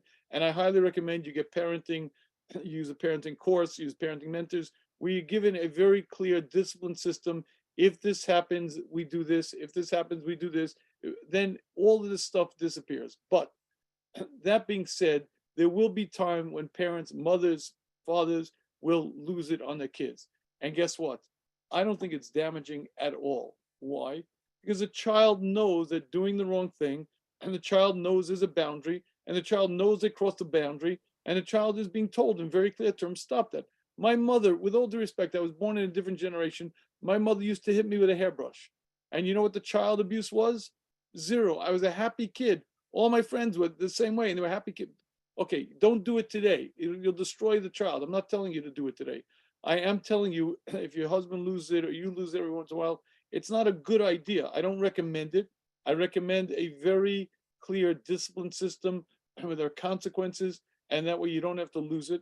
But I'm also telling you that if you do every once in a while lose it, it's not the worst thing in the world, and it doesn't damage the child. What damages the child a lot more is no boundaries, no limits, and do what you want, just free reign. That damages the child a lot more. So again, if you could get a mentoring, if you could get a discipline system, ideally a parenting system that teaches you how to set limits and clear consequences without the need to yell, etc., that's the best thing. However, even if you put that in place, there will be times when you lose it. It's not the end of the world, and provided your child knows that they're safe, that they're happy, that you love them. You yelled at them, correct? They know they did the wrong thing. And it's not the end of the world. But again, I think if you put things in perspective, you'll see it could be that you're a little bit, all right, you know what I'm saying? With you and your husband, it's a little Okay, but it's not only that time. It's in general the way he disciplines. Okay. So I hear what you're saying, that going to someone and having a mentor would help. So I do understand that. Exactly. That's the best idea. Okay, thank you. I appreciate it. Hey, Rabbi Shafier, let's go. Let's cover on two more. You're on. All right, I'm running out of steam. Me too. Hi. Hi. So thank you so much for this opportunity. My question was, my husband had a lot of a hard upbringing, and then right after we got married, there was a family crisis from his end, and it really sent him reeling, obviously. I've been as supportive and patient as I can possibly be. But when I say reeling, I mean like at this point, like spends most of his time in bed, not functioning, not really doing much. He's seeing someone currently, and so am I. And Baruch Hashem, we're doing, I think, the best we can be doing in this situation. But I realized recently, like something hit me, like a part of me is always waiting for like, okay, I can't, like I'm waiting for the time when he'll finally like be like quote unquote normal and back to the kind of person that I married. And I don't like, I feel like there's something wrong with that. I wonder if there's any perspective I can have or any ideas or suggestions you have. Well, I mean, the first thing is Mitzvah Hashem, he'll get there. Hopefully, I mean, again, I don't know what he went through, and I don't know what the situation is, and I don't know what he's dealing with. But people go through things, and they come out of it. I can't speak with any veracity here because I don't know what we're dealing with him. So I'll tell you. So basically, right after we got married, his mother got sick, and then she died like a year ago. She was niftaris a year ago, but it was really right after our marriage, and it really, and like based on the position of the family and all that, like there's so much involved. Mm-hmm. and like just from reading research and all, there's like that one primary caregiver, and his mother was that, and not his father at all. Like his father and him really don't understand each other or whatever, so he feels like he lost both parents. There's so much involved, but I wanna enjoy life right now, even though it's so beyond not perfect and there's so much struggle, and there's so much involved. But I wanna enjoy life right now, and I feel like a part of me is just, oh my gosh, like, Kate, when life is normal, like, is there any way I can possibly enjoy life right now as it is? Obviously you're in a very rough situation, and enjoying life in a rough situation is hard. However, I do recommend that you try to create for yourself as much of a life for this temporary situation as you can. Find out interests, find hobbies, find things that you enjoy, friends, things. Try to create as best your support system and your life, so to speak, as you can. And hopefully within a short time he'll get out of it. Again, if he's going for therapy, he's working on it, he's getting help, hopefully, and it may be at some point medication may be called for. A person spending in bed all day is not a. I know. So that's like the next question I have is like, but really, yeah, like it's been on my mind more like, okay, I think, there's something more at play. And I was like, he's at a therapist. Don't you think like somebody should say something or whatever? But at some point I was just like, okay, I'll have to be the one to say it. So I did. And so it was a very hard conversation for me to have, because I felt like it should come from somebody else and not from me. I've been trying to be so supportive. I didn't feel like it's very, supportive to be like, hey, I think you have a problem. But I try to say it in the most, sensitive way possible. But the point is, like, okay, so now he knows it, but what's due to do it, like, it's not necessarily helpful with the fact that he knows. You're right. It's not necessarily helpful, but it's something that needs to be dealt with. And it could be that that's not the best therapist. It could be that that's not the right approach. And it could be that you need a new set of eyes, because, again, if a fellow loses his mother, okay, I get it. You get into a tailspin for a while, a little bit. But if you're in bed all day, for how long has this been? So it's been, with ups and downs and all that in between, but like it's been like, 3 years. That's a little bit long. We need to deal with this in a very different way. We need to get someone in who can assess the situation and direct things differently, because that's not okay. 3 years in bed, mother, I get it, but 3 years in bed is not functioning. And it may call for medication, may call for a totally different approach, but right now we're not dealing with it. So I highly recommend you get someone in who can help you deal with this in a much more concrete way, hopefully in a much more effective way, because this doesn't sound like a solution at all. Okay. And I guess my third question is, like, I brought it up before to him, like, maybe we should see a couples therapist together because we're going through something hard. Like, I'd want to only stay closer and not grow apart. And he just feels like he is in such a sensitive place. And like, because of the situation, I'm in such a sensitive place that like, it's not a great thing to go to somebody when you're both in such a sensitive place. And I guess also he feels like he's going to sit down on the chair and what's going to happen is he's going to be the bad guy in the story, because like, he's the one that's not performing.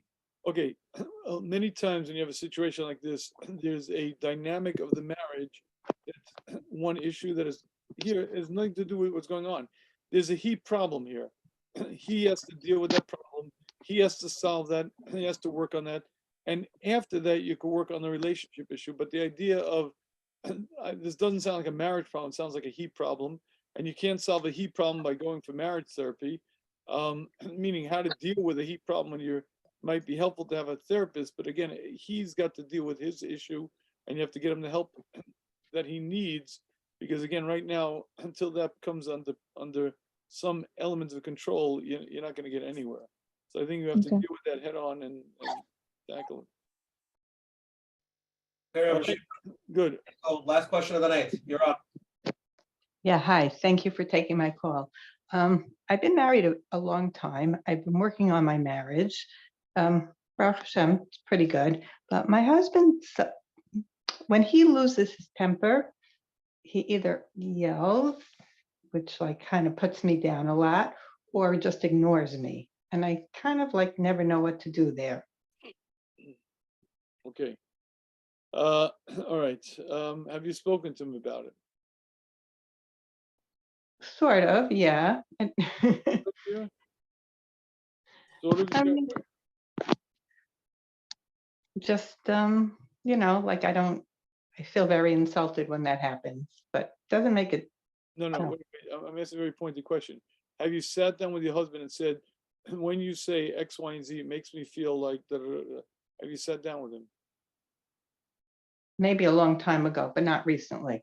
Okay, so I know this may sound hard to believe, but what if I tell you he may not be aware of, you see, it's when I get angry, I lose it. I view things differently, I feel differently, and I say words, and I don't realize the impact of my words. I think you as a spouse should sit down with him when things are calm and say to him, I just want you to know, when you say X, Y, and Z, it tears into the essence of me and it rips me apart. And for weeks afterwards, I can't get over it.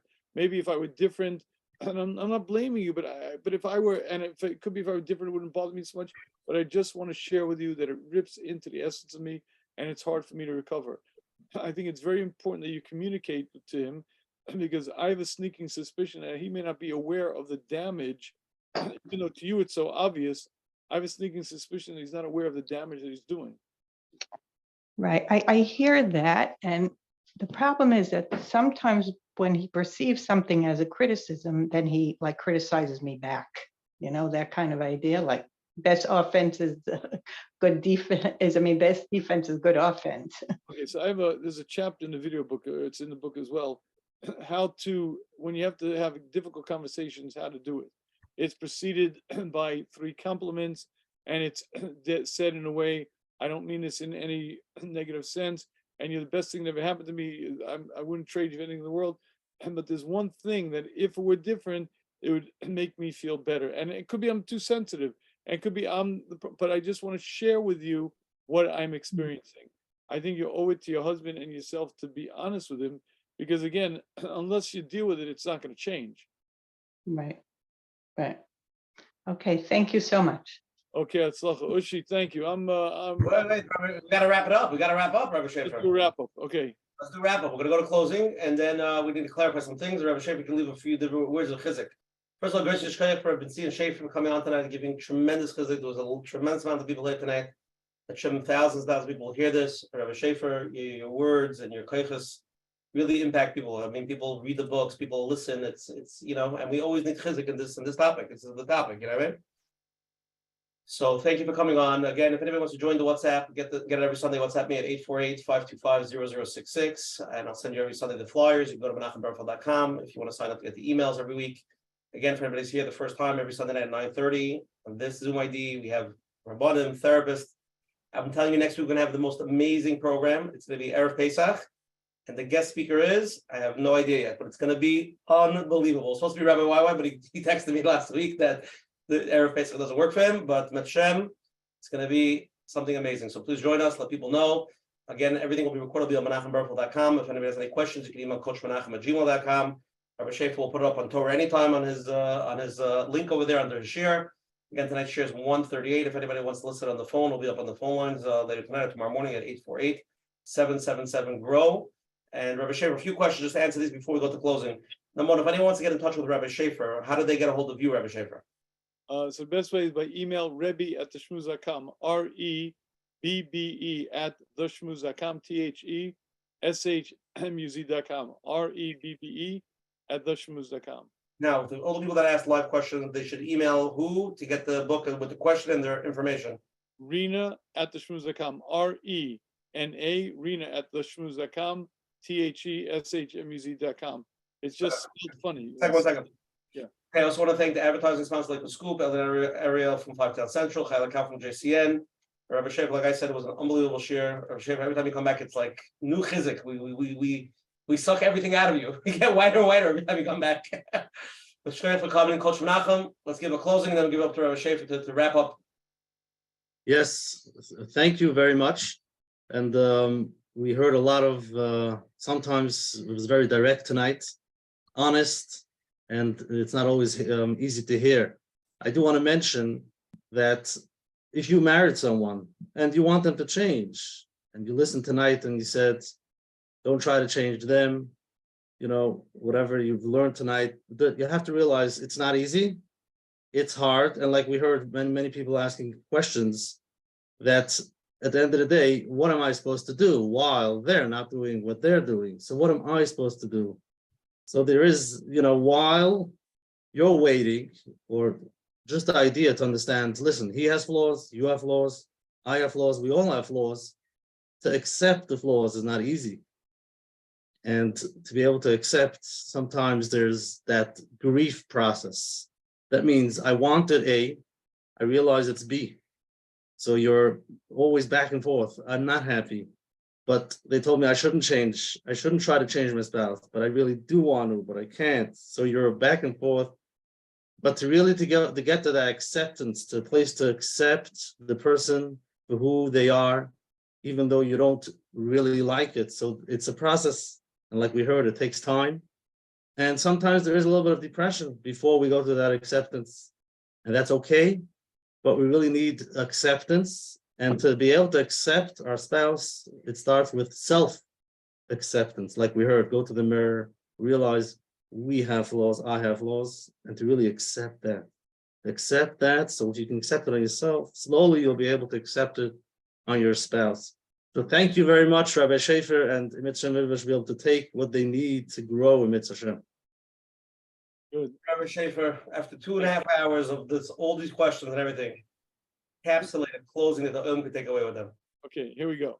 I want to share with you the most powerful words I've ever heard, the most romantic words I've ever heard. The Yeshiva Zatzal was 7 years older than the Rebbetzin, and the Yeshiva was ill for many years, and everyone knew what was going to happen. The Yeshiva was going to pass away and leave the Rebbetzin and Almana. That's not what happened. What happened was the Rebbetzin took ill at a certain point and very quickly passed away. And I watched my Rebbe, the Yeshiva Zatzal, get up to say a hesped for his wife. Now you have to understand, we were Talmidim, we were very close. The Yeshiva did not have children. I was in the house all the time. I saw the Yeshiva and Rebbetzin as close as you could see. They had the most incredible marriage, the most incredible respect, most incredible. Okay, Yeshiva Zatzal gets up and he begins saying as follows: everything we did together. We built the yeshiva together. We built the Talmidim together. Everything we did together. We went to Eretz together.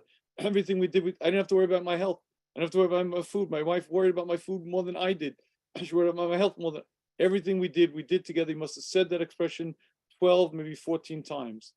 And then he said these words: I said a hesped. I said a eulogy for my father.